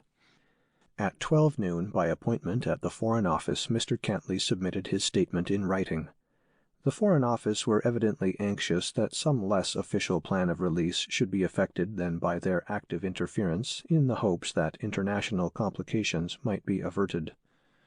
Moreover, the proofs of my detention were mere hearsay, and it was unwise to raise a question which seemed to be founded on an improbable statement. As a step in the evidence, enquiry was made at the Glen Line office, and when it was found that a passage had been asked for, the government then knew by direct evidence that the tale was not only true, but that actual steps for its execution had been carefully laid. From this moment the affair passed into government hands, and my friends were relieved of their responsibility. 6 detectives were told off by government for duty outside the legation, and the police in the neighborhood were made cognizant of the facts and apprised to be vigilant. The police had, moreover, my photograph, which I had had taken in America in my European dress. To the eye of the foreigner who has not traveled in China, all Chinese are alike, so that an ordinary photograph was not likely to be of much assistance, but in this photograph I wore a mustache and had my hair, "European fashion." No Chinaman wears a mustache until he has attained the rank of grandfather, but even in the country of early marriages, I, who have not yet attained the age of 30, can scarcely aspire to the distinction. On Thursday, October 22nd, a writ of habeas corpus was made out against either the legation or Sir Halliday Macartney, I know not which, but the judge at the Old Bailey would not agree to the action, and it fell through. On the afternoon of the same day, a special correspondent of the Globe called at Mr. Cantley's house and asked him if he knew anything about a Chinaman that had been kidnapped by the Chinese legation. Well, he thought he did. What did the Globe know about it? The doctor said he had given the information to the Times on Sunday, October 18th, 5 days before, and further supplemented it by additional information on Monday, October 19th, and that he felt bound to let the Times make it public first. However, Mr. Cantley said, "Read over what you have written about the circumstance, and I will tell you if it is correct." The information the Globe had received proving correct, the doctor endorsed it, but requested his name not to be mentioned. Of course, many persons were acquainted with the circumstances long before they appeared in print. Some 200 or 300 people knew of my imprisonment by Tuesday morning, and it was a wonder that the ever-eager correspondents did not know of it before Thursday afternoon. However, once it got wind, there was no hushing the matter up, for from the moment the Globe published the startling news, there was no more peace at 46 Devonshire Street West. Within 2 hours after the issue of the 5th edition of the Globe, Mr. Cantley was interviewed by a Central News and a Daily Mail reporter. He was too reticent to please them, but the main outlines were extracted from him. The two searchers after truth next called at the Chinese legation and asked to see Sun. They were met by the ever-ready and omnipresent Tong, who denied all knowledge of such a man. Tong was shown the report in the Globe, at which he laughed merrily and said the whole thing was a huge imposition. The Central News reporter, however, said it was no good denying it, and that if Sun was not given up he might expect 10,000 men here tomorrow to pull the place about his ears. Nothing, however, moved Tong, and he lied harder than ever. Sir Halliday Macartney was next unearthed at the Midland Hotel and interviewed. His statements are best gathered from the press reports. Interviews with Sir Halliday Macartney. Sir Halliday Macartney, councillor of the Chinese legation, visited the Foreign Office at 3:30 yesterday afternoon. In conversation with a press representative, Sir Halliday said, "I am unable to give you any information about the man detained at the legation beyond what has already appeared in print." On being informed that the Foreign Office had just issued an announcement to the effect that Lord Salisbury had requested the Chinese minister to release the prisoner, Sir Halliday admitted that this was so, and in answer to a further question as to what would be the result of the request, replied, quote, "The man will be released, but this will be done strictly without prejudice to the rights of the legation involved." End quote. In course of a later conversation with a representative of the press, Sir Halliday Macartney said, quote, "Sun Yat-sen is not the name of the man whom we have in detention upstairs. We have no doubt of his real identity, and have been from time to time fully informed of all his movements since he set foot in England. He came of his own free will to the legation, and was certainly not kidnapped or forced or inveigled into the premises. It is quite a usual thing for solitary Chinamen in London to call here to make casual inquiries or to have a chat with a countryman. There appears, moreover, to be some ground for suspecting that this peculiar visitor, believing himself unknown, came with some idea of spying on us and getting some information. Nobody knew him by sight. When he called, he got into conversation with one of our staff and was afterwards introduced to me. We chatted for a while, and some remarks he made led me, after he had gone, to suspect he might be the person we were having watched. These suspicions being confirmed, he was, on returning the following day, detained, and he is still under detention pending instructions from the Chinese government." End quote. Speaking on the international side of the matter, Sir Halliday said, quote, "The man is not a British but a Chinese subject. We contend that for certain purposes the legation is Chinese territory where the Chinese minister alone has jurisdiction. If a Chinaman comes here voluntarily, and if there are charges or suspicions against him, we contend that no one outside has any right to interfere with his detention. It would be quite different if he were outside this building, for then he would be on British territory, and we could not arrest him without a warrant." End quote. Answering further questions, Sir Halliday mentioned that the man was not treated like a prisoner, and every consideration had been paid to his comfort. Sir Halliday ridiculed the statement which has appeared that the captive might be subjected to torture or undue pressure. He added a statement that a letter of inquiry had been received from the Foreign Office on the subject, which would receive immediate attention. The Central News says, Sir Halliday Macartney, on his return to the Chinese legation from the Foreign Office, proceeded to the bedside of the Minister Kung Ta-yun and explained to him that Lord Salisbury had insisted upon the release of Sun Yat-sen. End of article. It is not for me to discuss the behavior of Sir Halliday Macartney. I leave that to public opinion and to his own conscience. In his own mind, I have no doubt he has reasons for his action, but they seem scarcely consistent with those of a sane man, let alone the importance of the position he occupies. I expect Tong expressed the position pretty exactly when he told me that, quote, "The minister is but a figurehead here, Macartney is the ruler." End quote. Various reports of an intended rescue crept into the newspapers. The following is an example. An intended rescue. In reference to the arrest of Sun Yat-sen, it has been ascertained that his friends had arranged a bold scheme to bring about his rescue. Had they not been definitely assured by the Foreign Office and Scotland Yard that no harm whatever should come to him, his rescue was to be effected by means of breaking the window of his room and descending from the roof of No. 51 Portland Place, the residence of Viscount Powerscourt. His friends had succeeded in informing him of the plan they intended to pursue, and although information which was subsequently obtained pointed to the fact that Sun Yat-sen was being kept handcuffed, a promise of inside assistance in opening the window satisfied his friends of the feasibility of the plan. Indeed, so far matured was the scheme that a cab was held in waiting to convey Sun Yat-sen to the home of a friend. By the prisoner's friends it is declared that Long, the interpreter at the legation, was one of the Chinamen who actually decoyed Sun into the legation, though he was invariably the most positive subsequently in denying that such a man had ever been inside the legation walls. His friends declare that Sun was dressed in English clothes, and so far from his being a typical Oriental when dressed according to Western fashion, was invariably taken for an Englishman. He is declared to be a man of unbounded good nature and of the gentlest disposition in Hong Kong, and the various places where he practiced medicine he obtained a reputation for skill and benevolence towards the poor. He is believed to have been in a great extent the tool of the Canton conspirators, though he never hesitated to condemn the cruel and oppressive government of the Viceroy of Canton.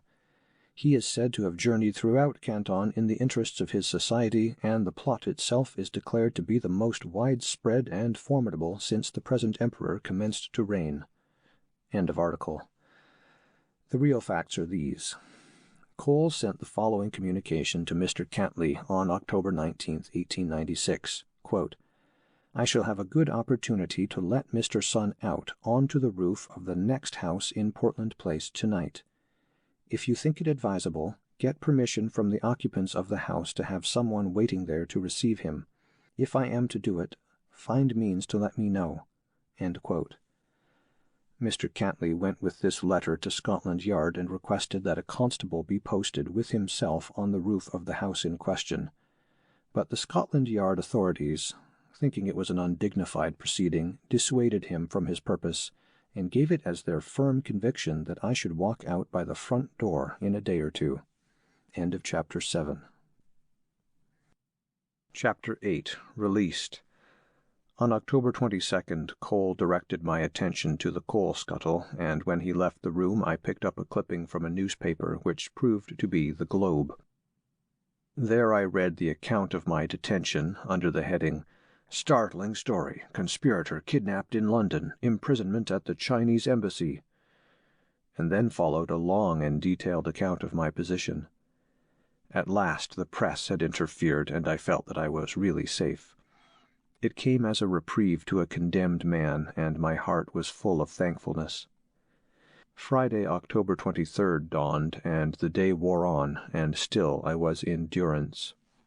At 4:30 p.m., however, on that day, my English and Chinese guards came into the room and said, "Macartney wants to see you downstairs." I was told to put on my boots and hat and overcoat. I accordingly did so, not knowing whither I was going. I descended the stairs, and as it was to the basement I was being conducted, I believed I was to be hidden in a cellar whilst the house was being searched by the command of the British government. I was not told I was to be released, and I thought I was to enter another place of imprisonment or punishment. It seemed too good to be true that I was actually to be released. However, Mr. Cantley presently appeared on the scene, in company with two other men who turned out to be Inspector Jarvis from Scotland Yard and an old man, the messenger from the Foreign Office.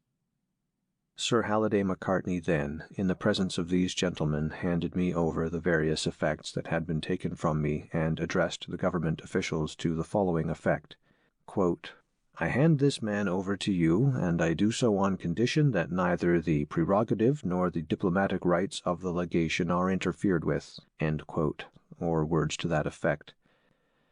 I was too excited to commit them to memory, but they seemed to me then, as they do now, senseless and childish. The meeting related above took place in a passage in the basement of the house, and I was told I was a free man. Sir Halliday then shook hands with us all, a post-Judas salutation, and we were shown out by a side door leading to the area. From thence we ascended the area steps and issued into Weymouth Street from the back door of the legation. It will perhaps escape observation and pass out of mind as but a minor circumstance that we were sent out by the back door of the legation. The fact of the rescue was the all-important measure in the minds of the little group of Englishmen present. Not so, however, with my astute countrymen. Not so especially with Sir Halliday Macartney, that embodiment of retrograde Orientalism.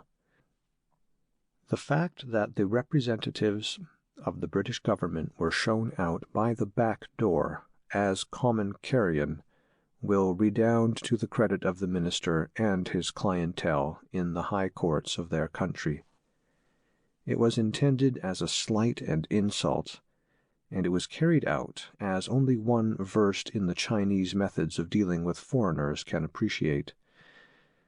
The excuse, no doubt, was that the hall was crowded with reporters, that a considerable throng of people had assembled in the street outside the building, that the Foreign Office was anxious that the affair should be conducted quietly without demonstration. These, no doubt, were the reasons present in the ever-ready minds of these Manchurian rapscallions and their caretaker Macartney.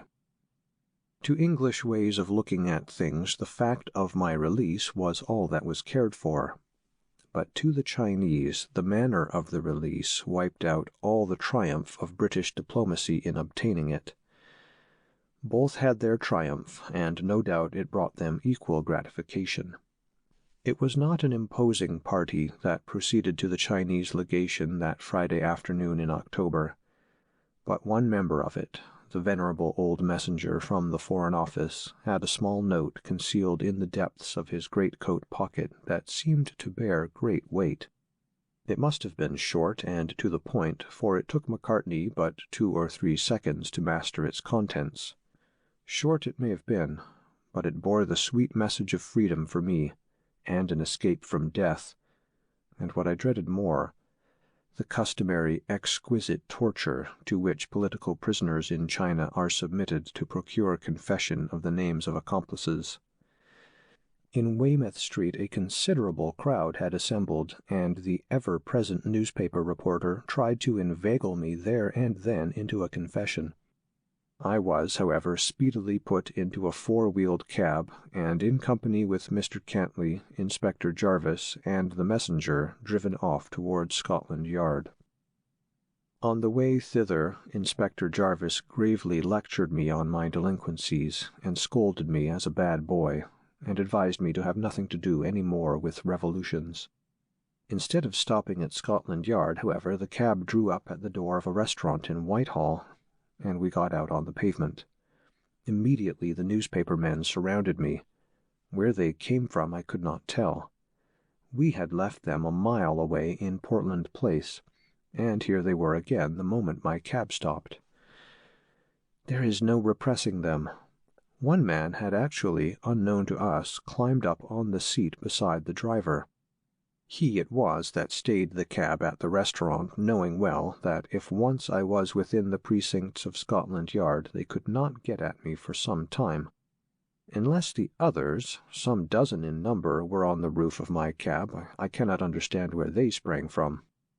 I was hustled from the pavement into the back premises of the hostelry with much more violence than ever was expended upon me when originally taken within the Chinese legation, and surrounded by a crowd thirsting for knowledge, as eagerly as my countrymen thirsted for my head.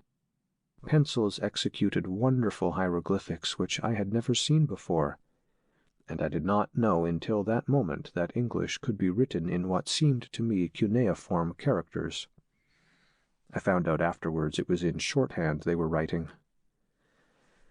I spoke until I could speak no more, and it was only when Mr. Cantley called out, "Time, gentlemen," that I was forcibly rescued from their midst and carried off to Scotland Yard. At the Yard I was evidently regarded as a child of their own delivery, and Jarvis's honest face was a picture to behold. However, the difficult labor was over, and here I was free to make my own confession. I was detained there for an hour, during which time I made a full statement of the circumstances of my capture and detention. This was all taken down and read over to me, and I appended my signature and bade a cordial adieu to my friends in the police force. Mr. Cantley and myself then hied ourselves homewards, where a hospitable welcome was accorded me, and over an appetizing dinner a toast to my "head" was drunk with enthusiasm. During the evening I was frequently interviewed, and it was not until a late hour that I was allowed to rest. Oh, that first night's sleep! Shall I ever forget it? For 9 hours did it last, and when I awoke it was to the noise of children romping on the floor above me. It was evident by their loud, penetrating voices some excitement was on hand, and as I listened I could hear the cause of it. "Now, Colin, you be son Yat-sen, and Neil will be Sir Halliday Macartney, and I will rescue son." Then followed a turmoil. Sir Halliday was knocked endways, and a crash on the floor made me believe that my little friend Neil was no more. Son was brought out in triumph by Keith, the eldest boy, and a general amnesty was declared by the beating of drums, the piercing notes of a tin whistle, and the singing of the British Grenadiers. This was home and safety indeed, for it was evident my youthful friends were prepared to shed the last drop of their blood on my behalf. During Saturday, October 24th, I was interviewing all day. The one question put was, "How did you let the doctors know?" And the same question was addressed to Mr. Cantley many scores of times. We felt, however, that our tongues were tied, as by answering the query we should be incriminating those who, within the legation walls, had acted as my friends, and they would lose their positions. However, when Cole resolved to resign his appointment so that none of the others should be wrongly suspected, there was no object in hiding who had been the informant. It is all very well to say that I bribed him. That is not the case. He did not understand that I gave him the money by way of fee at all. He believed I gave it him to keep for me. He told Mr. Cantley he had the £20 the day he got it, and offered to give it to him for safe keeping. When I came out, Cole handed the money back to me, but it was the least I could do to urge him to keep it. I wish it had been more, but it was all the ready money I had. Cole had many frights during this time, but perhaps the worst scare he got was at the very first start. On the Sunday afternoon, October 18th, when he had made up his mind to help me practically, he took my notes to Mr. Cantley in his pocket at 46 Devonshire Street. The door was opened, and he was admitted within the hall. The doctor was not at home, so he asked to see his wife. Whilst the servant was gone to fetch her mistress, Cole became conscious of the presence of a Chinaman watching him from the far end of the hall. He immediately suspected that he had been followed, or rather anticipated, for here was a Chinaman, pigtail and all, earnestly scrutinizing him from a recess. When Mrs. Cantley came down, she beheld a man, trembling with fear and pale from terror, who could hardly speak. The cause of this alarm was a model of a Chinaman of most lifelike appearance, which Mr. Cantley had brought home with him amongst his curios from Hong Kong. It has frightened many other visitors with less tender consciences than Cole's, whose overwrought nerves actually endowed the figure with a halo of terrible reality. Mrs. Cantley relieved Cole's mind from his fear and sent him in to find her husband at Dr. Manson's. My part of the tale is nearly ended.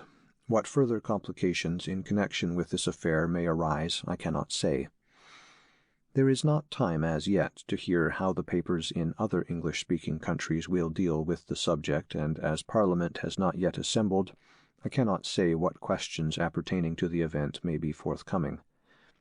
I have, however, found many friends since my release. I have paid several pleasant visits to the country. I have been dined and feasted, and run a good chance of being permanently spoiled by my well-wishers in and around London. End of Chapter 8. End of Section 3.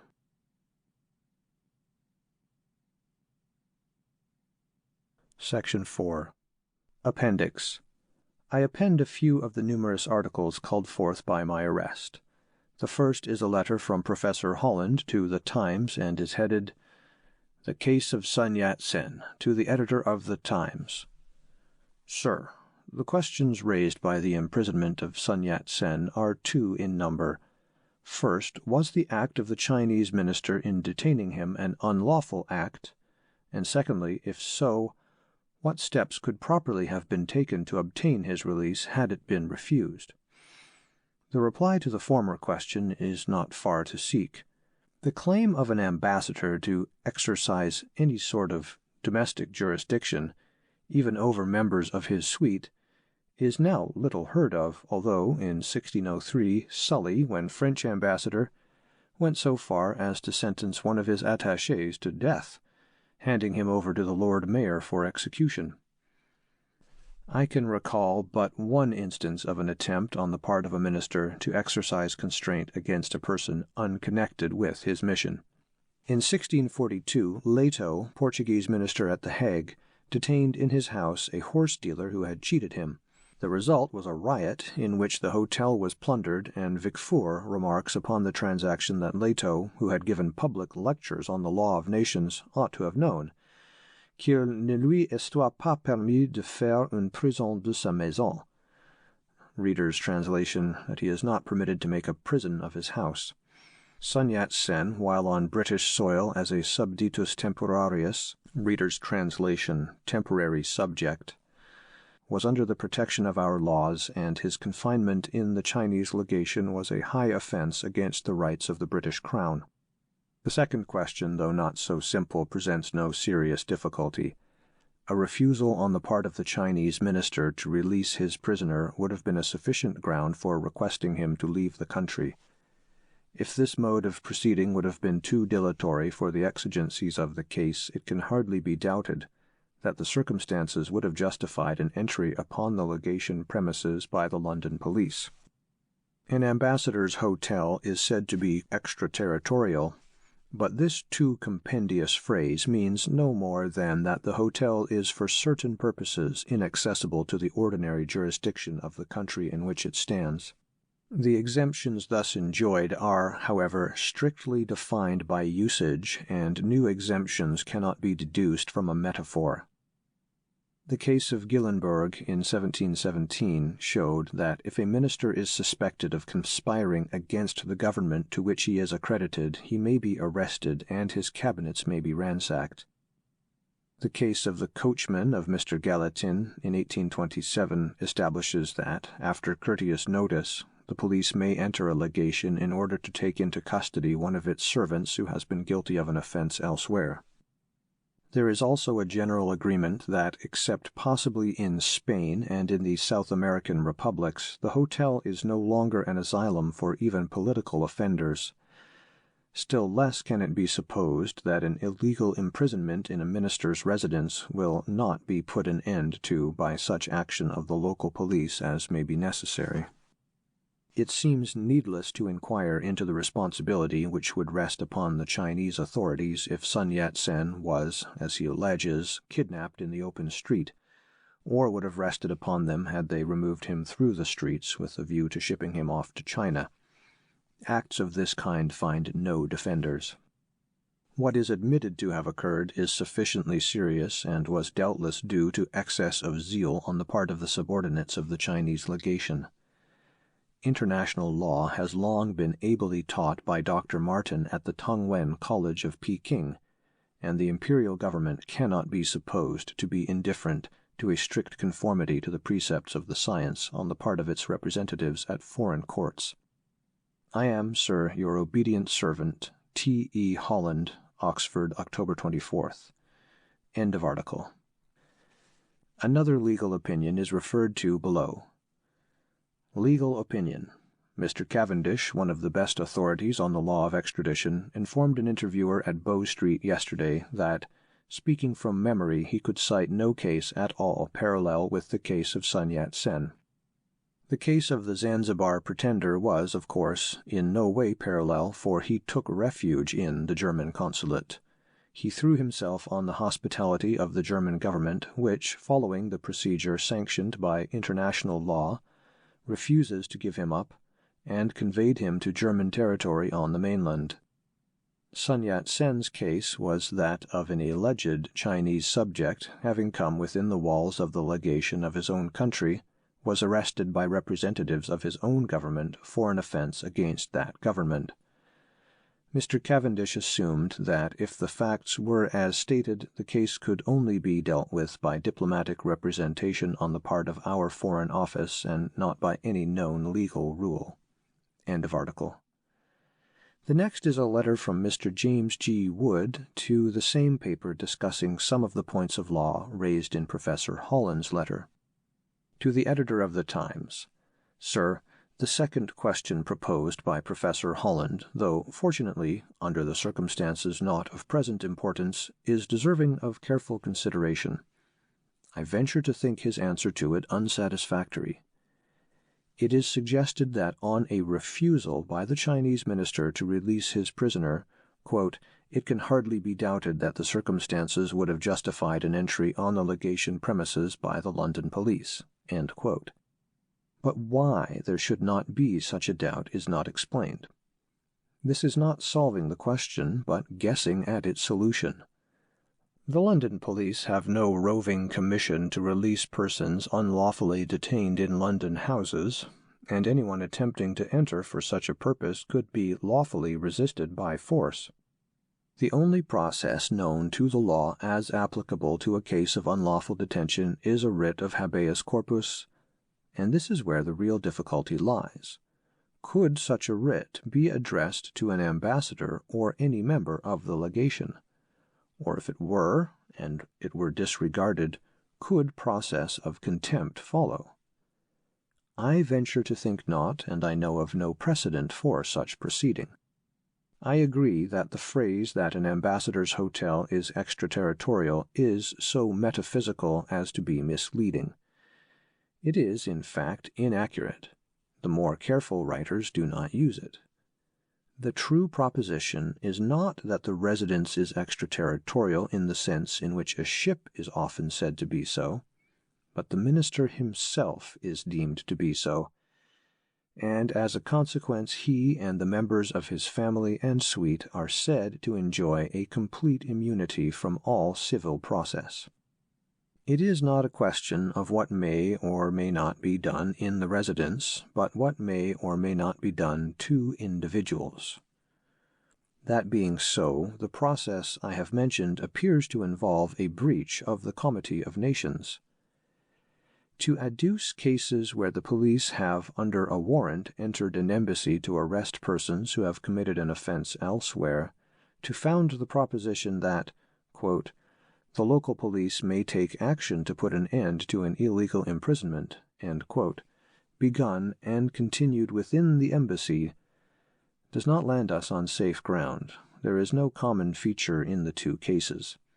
I am, sir, your obedient servant, James G. Wood, October 27th. End of article. The supposed Chinese revolutionist, from the China Mail, Hong Kong, December 3, 1896. Sun Yat-sen, who has recently been in trouble in London through the Chinese minister attempting to kidnap him for execution as a rebel, is not unlikely to become a prominent character in history. Of course, it would not be right to state, until a duly constituted court of law has found that a man is definitely connected with any illegal movement, or that any movement with which he is connected is definitely anti-dynastic. The only suggestion of Dr. Sun Yat-sen being a rebel in any sense comes from the Chinese legation in London and the officials of Canton. But without any injury to him, it may be safely said that he is a remarkable man with most enlightened views on the undoubtedly miserable state of China's millions, and that there are many Chinese who feel very strongly on the subject and try, now and then, to act very strongly. The allegation of the officials is that these people tried to accomplish a revolution in October 1895, and that Sun Yat-sen was a leader in the conspiracy. Foreigners, even those resident in the Far East, had little knowledge how near the long-expected breakup of China then was. As it happened, the outbreak missed fire, and what little attention it did attract was of the contemptuous sort. The situation was, however, one of as great danger as any since the Taipings were suppressed, and the organization was much more up-to-date and on a more enlightened basis than even that great rebellion. In fact, it was the intelligence of the principal movers that caused the movement to be discountenanced at an early stage as premature, instead of struggling on with a more disastrous failure in view. For the revolution is only postponed, not abandoned forever. The origin of the movement cannot be specifically traced. It arose from the general dissatisfaction of Chinese with Manchu rule, and it came to a head on the outbreak of war between China and Japan. The malcontents saw that the war afforded an opportunity to put their aspirations into shape, and they promptly set to work.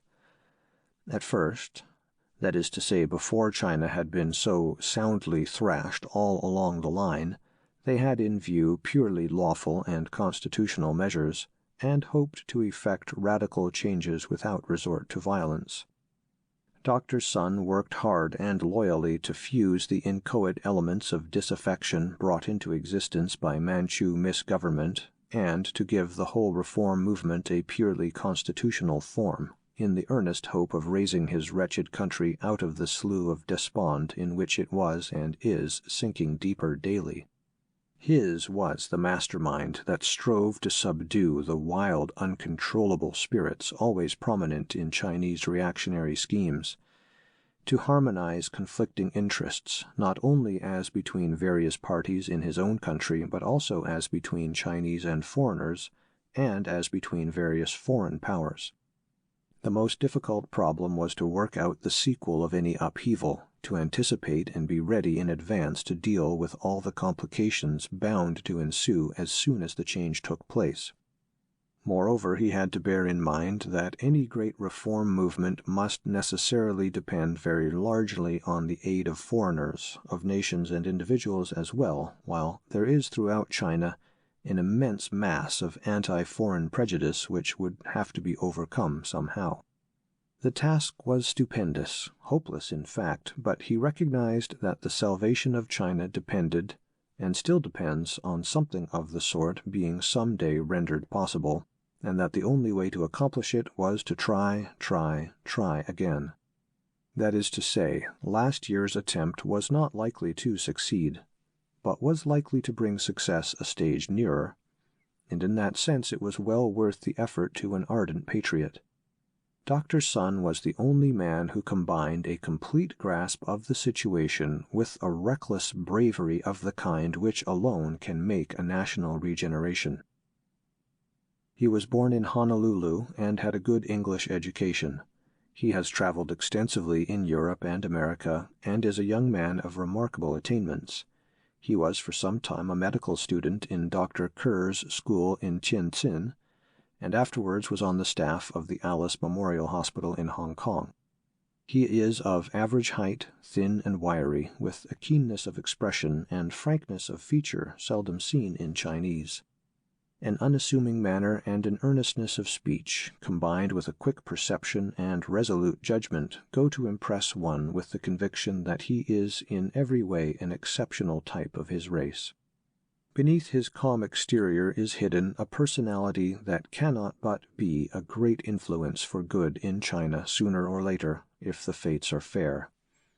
In China, any advocate of reform or any foe of corruption and oppression is liable to be regarded as a violent revolutionist and summarily executed. It has been the same in the history of every country when freedom and enlightenment were in their infancy or not yet born. The propaganda had therefore to be disseminated with the greatest care and at imminent peril. First, an able and exhaustive treatise on political matters was published in Hong Kong and circulated all over China, especially in the South, where it created a sensation early in 1895. It was most cautiously worded, and the most censorious official could not lay his finger on a word of it and complain. But it depicted in vivid colors the beauties of enlightened and honest government, contrasted with the horrors of corrupt and tyrannical misgovernment. This feeler served to show how much voluntary reform could be expected of Chinese officialdom, for it had as much effect as a volume of sermons thrown among a shoal of sharks. Then it became no longer possible to control the spirits of insurrection. Steps were at once taken to organize a rebellion, with which it is alleged, but not yet proved, that Dr. Sun Yat-sen was associated. Before the war there had been insurrectionary conspiracies. In fact, such things are chronic in China. The Navy was disaffected because of certain gross injustices and extortions practiced on the officers and men by the all-powerful mandarins. The commanders of land forces and forts were not much different, and many civilian officials were willing to join in a rising. No doubt much of the support accorded to the scheme was prompted by ulterior motives, for there are more of that sort than of any other in China. The rebellion was almost precipitated in March, when funds were supplied from Honolulu, Singapore, Australia, and elsewhere, but men of the right sort were still wanting, and arms had not been obtained in great quantity, and wiser counsels prevailed. It would have been better, perhaps, if wiser counsels had prevailed in October, but wisdom cannot come without experience, and for the sake of the experience the leaders of the abortive revolution do not greatly regret their action. Some, indeed, drew out as soon as it became certain that violent measures were to be adopted. But the penalty of death would not be obviated by that, and it was at imminent risk of his life that Dr. Sun had been traveling throughout the length and breadth of China, preaching the gospel of good government and gathering recruits for constitutional reform. His allies, never very confident in pacific methods, planned a bold coup d'etat, which might have gained a momentary success, but made no provision for what would happen in the next few moments. Men were drafted to Hong Kong to be prepared for an attack on Canton. Arms and ammunition were smuggled in cement casks. Money was subscribed lavishly. Foreign advisers and commanders were obtained, and attempts were made, without tangible result, to secure the cooperation of the Japanese government. What would have been the result if the verbal sympathy of Japanese under-officials had been followed by active sympathy in higher quarters, none can tell. The indemnity, the Liaotong settlement, the commercial treaty, the whole history of the relations between Japan and China and Europe since the war might have been totally different. Every detail of the plot was arranged, but before the time for striking the blow, treachery stepped in. A prominent Chinese merchant of Hong Kong had professed adherence to the reform movement, for he had much to gain by it, Then he concluded that he could gain more by playing into the hands of the official vampires, for he was connected with one of the many syndicates formed to compete for railway and mining concessions in China after the war. So he gave information, and the cement was examined, with the result that the whole coup d'etat was nothing more than a flash in the pan. Dr. Sun happened to be in Canton at the time and was accused of active participation in the violent section of the reform movement. In China, to be innocent is not to be safe. An accusation is none the less dangerous for being utterly unfounded. Sun had to fly for his life without a moment's deliberation as to friends or property or anything else, and for 2 or 3 weeks he was a fugitive hiding in the labyrinthine canals and impenetrable pirate haunts of the great Guangtung Delta.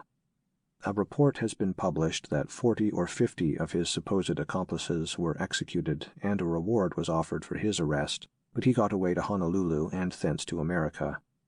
The story goes that this indomitable patriot immediately set to work converting the Chinese at the Washington embassy to the cause of reform, and that afterwards he tried to do the same in London, that one of the Chinese in the legation at Washington had professed sympathy with the apostle of enlightenment, and then thought more money could be made on the other side, and so telegraphed to the London embassy to arrest Sun and kidnap him back to China by hook or by crook. However that may be, he was captured and confined in a most outrageous manner in the London legation, whatever plausible piffle may be put forward by Sir Halliday Macartney or any servile prevaricator, and it is due to Dr. Cantley, Sun's friend and teacher in Hong Kong, that one of the best men China has ever produced was rescued by British justice from the toils of treacherous mandarindom. All who know Dr. Cantley, and he is well known in many parts of the world, agree that a more upright, honorable, and devoted benefactor of humanity has never breathed. Dr. Sun is in good hands, and under the protection of such a man as Dr. Cantley there can be little doubt that he will pursue his chosen career with single-hearted enthusiasm and most scrupulous straightforwardness of methods, until at last the good work of humanizing the miserable condition of the Chinese Empire is brought to a satisfactory state of perfection. End of article. A leading article in the Times of Saturday, October 24, 1896, discusses the question very fully. While the concert of Europe is supposed to be making steady progress towards the establishment of harmony amongst the constituent powers, the ordinarily smooth course of diplomatic intercourse has been ruffled by a curious violation of law and custom at the Chinese legation, a violation which might have led to tragic consequences, but which has so turned out as to present chiefly a ludicrous side for our consideration. Through a communication made on Thursday to our contemporary The Globe, it became known that a Chinese visitor to England, a doctor named Yat-sen, was imprisoned at the house of the Chinese minister, and that it was supposed to be the intention of his captors to send him under restraint to his own country, there to receive such measure of justice as a Chinese tribunal might be expected to extend to an alleged conspirator. Fortunately for the prisoner, he had studied medicine at Hong Kong, where he had made the acquaintance and had won the friendly regard of Mr. Cantley, the dean of the Hong Kong Medical College, and of Dr. Manson, both of whom are now residing in London. Sun Yat-sen was sufficiently supplied with money, and he succeeded in finding means of communication with these English friends, who at once took steps to inform the police authorities and the Foreign Office of what was being done, while at the same time they employed detectives to watch the legation in order to prevent the possibility of the prisoner being secretly conveyed away. Lord Salisbury, as soon as he was informed of what had occurred, made a demand for the immediate release of the prisoner, who was forthwith set at liberty, and was taken away by Mr. Cantley and Dr. Manson, who attended in order to identify him as the person they had known. He has since furnished representatives of the press with an account of the circumstances of his capture and detention, an account which differs in important respects from that of the Chinese authorities. If the Chinese had accomplished their supposed object and had smuggled Sun Yat-sen on shipboard to be tried and probably executed in China, our Foreign Office would have had to deal with an offense against the Comity of Nations for which it would have been necessary to demand and obtain the punishment of all concerned. The failure of the attempt may perhaps be held to bring it too near the confines of comic opera to furnish a subject for anything more than serious remonstrance. The offense alleged against Sun Yat-sen is that his medical character is a mere cloak for other designs and that he is really Sun Wen, the prime mover in a conspiracy which was discovered in 1894 and which had for its object the dethronement of the present reigning dynasty. The first step of the conspirators was to be the capture of the Viceroy of Canton, who was to be kidnapped when inspecting the arsenal. But the plot, like most plots, leaked out or was betrayed, and 15 of the ringleaders were arrested and decapitated. Sun Wen saved himself by timely flight and made his way through Honolulu and America to this country, being all the time carefully watched by detectives. On reaching England at the beginning of the present month, he called upon his old friends, Mr. Cantley and Dr. Manson, and prepared to commence a course of medical study in London. A few days later he disappeared, and on the evening of last Saturday Mr. Cantley was informed of his position. Sun Wen, or Sun Yat-sen, whichever he may be, alleges that he was walking in or near Portland Place on the 11th instante mense, when he was accosted in the street by a fellow countryman who asked whether he was Chinese or Japanese, and being told in reply that he was Chinese and a native of Canton, hailed him as a fellow provincial and kept him in conversation until a second and then a third Chinaman joined them. One of the three left, while the other two walked slowly on until they reached the legation, when the others invited Sun to enter, and supported the invitation by the exercise of a certain amount of force. As soon as he was inside, the door was shut, and he was conveyed upstairs to a room where, as he alleges, he was seen by Sir Halliday Macartney, and in which he was afterwards kept close prisoner until released by the intervention of Lord Salisbury. The officials of the Chinese legation, on the other hand, assert that the man came to the legation of his own accord on Saturday, the 10th, and entered into conversation, talking about Chinese affairs and appearing to want only a chat with some of his fellow countrymen, after having which he went away, and that it was not until after he had gone that suspicion was excited that he might be the notorious Sun Wen, who had fled from justice at home, whose passage through America and departure for England had already been telegraphed to the legation, and who was actually then being watched by a private detective in the employment of the Chinese government. Sun came to the legation a second time, on Sunday the 11th, and then, evidence of his identity having been obtained, he was made prisoner. It had been supposed that he was about to return to Hong Kong as to a convenient base for further operations, and it was the intention of the Chinese government to ask for his extradition as soon as he arrived there. In the meanwhile, the actual presence of the supposed conspirator in the legation furnished a temptation which it was found impossible to resist, and he was locked up until instructions with regard to him could arrive from Pekin.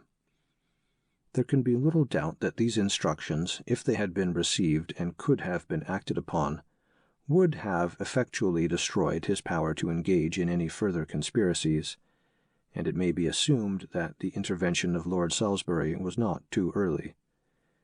Even as it was, Sun appears to have suffered considerable anxiety lest the food supplied to him at the legation should be unwholesome in its character.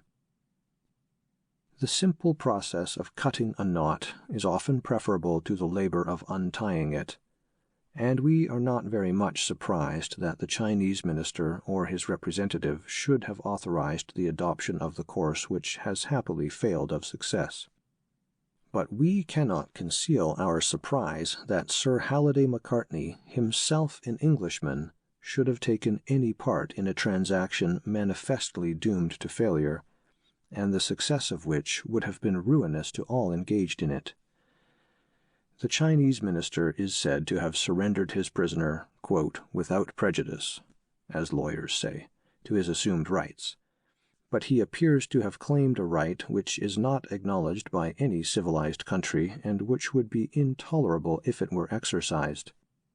It would be a somewhat similar proceeding if the Turkish ambassador were to inveigle some of the leading members of the Armenian colony in London into the embassy in order to despatch them gagged and bound as an offering to His Imperial Majesty the Sultan, or if Lord Dufferin had in the same way made a private prisoner of Tynan and had sent him to stand his trial at the Old Bailey. It is well recognized that the house of a foreign mission is regarded as a portion of the country from which the mission is sent, and that not only the minister himself, but also the recognized members of his suite enjoy an immunity from liability to the laws of the country to which the ambassador is accredited. But this hardly entitles the ambassador to exercise powers of imprisonment or of criminal jurisdiction, and the privileges of the embassy as a place of refuge for persons unconnected with it are strictly limited to the ground on which it stands. Even if the Chinese minister could not have been prevented from keeping Sun in custody, he would have been liberated by the police as soon as he was brought over the threshold to be conveyed elsewhere. It is fortunate that he did not suffer from any form of illness, for if he had died during his imprisonment, it is very difficult to say what could have been done in consequence. Evidence would have been very hard to procure, and even if it had been procured, the persons of the minister and of his servants would have been sacred. Probably the only course would have been to demand that the minister should be recalled, and that he should be put upon his trial in his own country, a demand which might perhaps have been readily complied with, but which might not improbably have led to what Englishmen would describe as a miscarriage of justice. We think that this country, almost as much as the prisoner, may be congratulated upon the turn of events, and we have no doubt that the Foreign Office will find ways and means of making the rulers of the Celestial Empire understand that they have gone a little too far, and that they must not commit any similar offense in the future. End of article. This article called forth a remonstrance from Sir Halliday Macartney, in which he stated his views. To the Editor of the Times. Sir, in your leading article of today, commenting on the alleged kidnapping of an individual, a Chinese subject, calling himself, amongst numerous other aliases, by the name of Sun Yat-sen, you make some remarks with regard to me which I cannot but consider as an exception to the fairness which in general characterizes the comments of the Times. After stating the case as given by the two opposite parties, in the surprise which you express at my conduct, you take it for granted that the statement of Sun Yat-sen is the correct one and that of the Chinese legation the wrong one. I do not know why you make this assumption, for you undoubtedly do so when you say the case is as if the Turkish ambassador had inveigled some of the members of the Armenian colony of London into the embassy with a view to making them a present to His Majesty the Sultan. Now I repeat what I have said before, that in this case there was no inveiglement.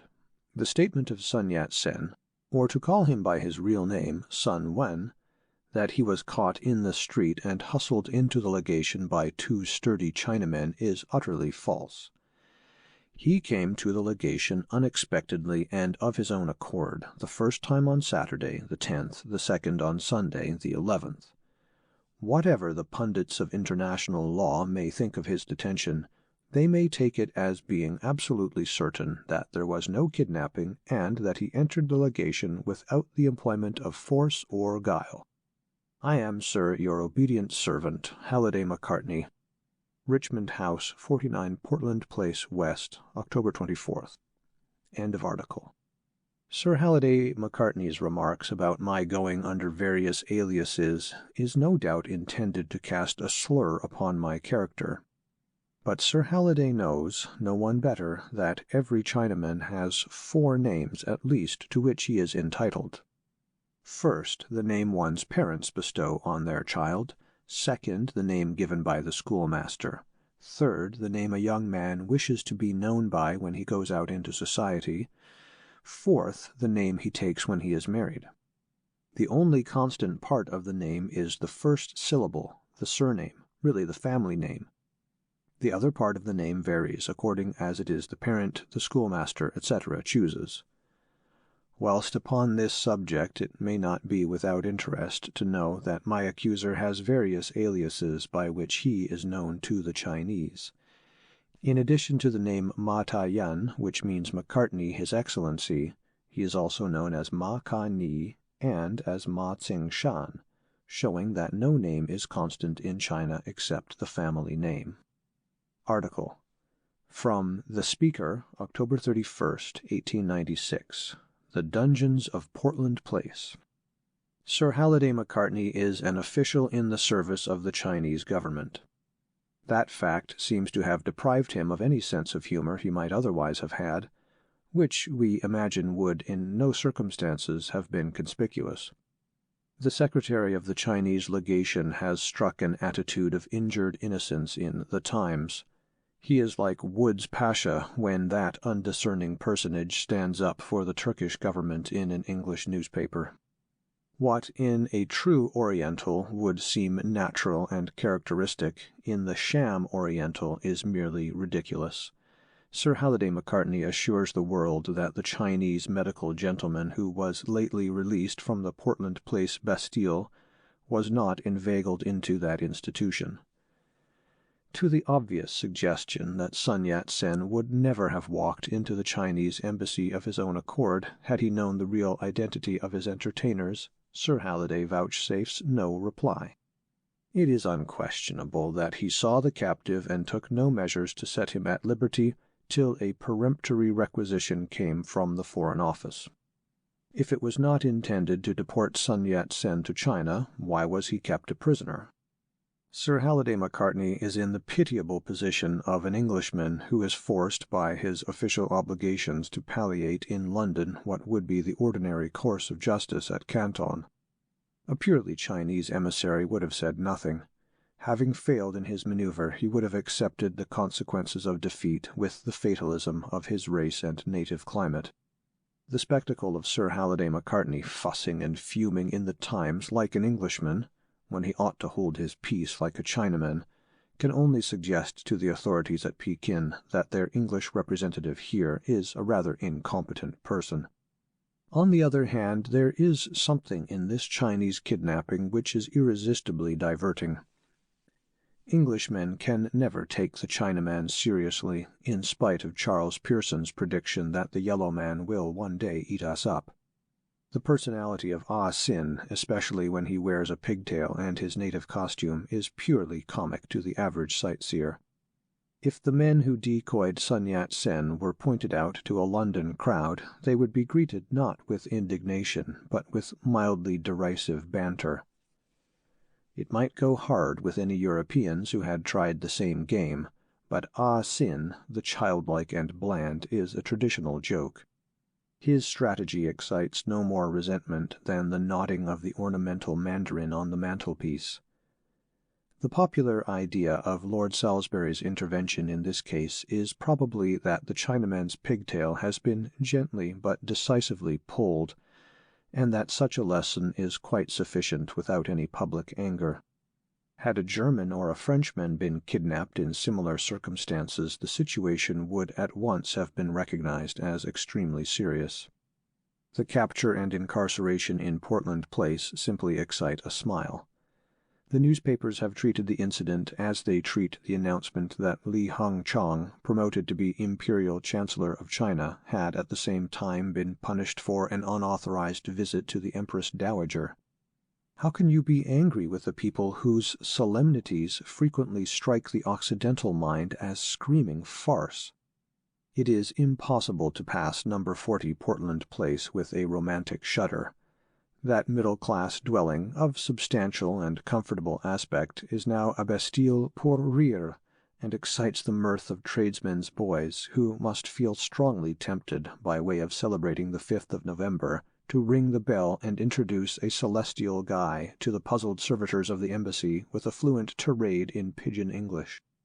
As for Sun Yat-sen, it cannot escape his notice that there is little curiosity to know the precise reason why he is obnoxious to the Chinese government. He is said to have taken part in a conspiracy against the Viceroy of Canton, a statement which conveys no vivid impression to the popular mind. Political refugees, Italians, Poles, Hungarians, have commonly inspired a romantic interest in this country. They have figured in our fiction, always a sure criterion of public sympathies. When the storyteller takes the foreign conspirator in hand, you may be sure that the machinations, escapes, and so forth touch a responsive chord in the popular imagination. But no storyteller is likely to turn the adventures of Sun Yat-sen to such account, though they may be really thrilling, and though this worthy celestial medico may have been quite a formidable person in his native land.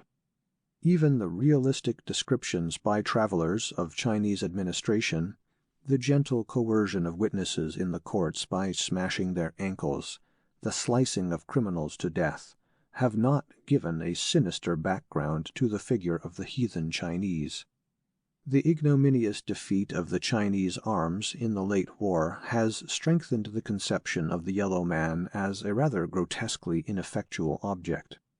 If Sun Yat-sen were to deliver a lecture on his adventures and paint the tyranny of the Viceroy of Canton in the deepest colors, or if Sir Halliday Macartney were to show that his late prisoner was a monster of ferocity compared to whom all the Western dynamiters were angels in disguise, we doubt whether either story would command the gravity of the public. The Chinese have their virtues. They are a frugal, thrifty, and abstemious people. They practice a greater respect for family ties than Western nations. The custom of worshipping their ancestors, though one of the chief stumbling blocks to the Christian missionaries, probably exercises a greater moral influence than the reverence for genealogy here. But no audience in England or America would accept these virtues as rebukes to the shortcomings of the Anglo-Saxon civilization. So deep is the gulf between Occident and Orient that the pride of neither will learn from the other, and both are indifferent to the warnings of prophets who foretell the triumph of the Caucasian in the flowery land, or the submergement of Europe by the yellow flood of immigration. All Western notions are regarded in China with a contempt which even the travels of Li are not likely to dispel, and No. 40 Portland Place can never recover that prestige of harmless nonentity it enjoyed before the pranks of the Chinese embassy made it a center of the ludicrous. End of article. The following is a copy of the letter I sent to the newspapers thanking the government and the press for what they had done for me. To the editor of the Sir, will you kindly express through your columns my keen appreciation of the action of the British government in effecting my release from the Chinese legation? I have also to thank the press generally for their timely help and sympathy. If anything were needed to convince me of the generous public spirit which pervades Great Britain, and the love of justice which distinguishes its people, the recent acts of the last few days have conclusively done so. Knowing and feeling more keenly than ever what a constitutional government and an enlightened people mean, I am prompted still more actively to pursue the cause of advancement, education, and civilization in my own well-beloved but oppressed country. Yours faithfully, Sun Yat-sen, 46 Devonshire Street, Portland Place West, October 24th. End of Section 4. End of Kidnapped in London by Sun Yat-sen.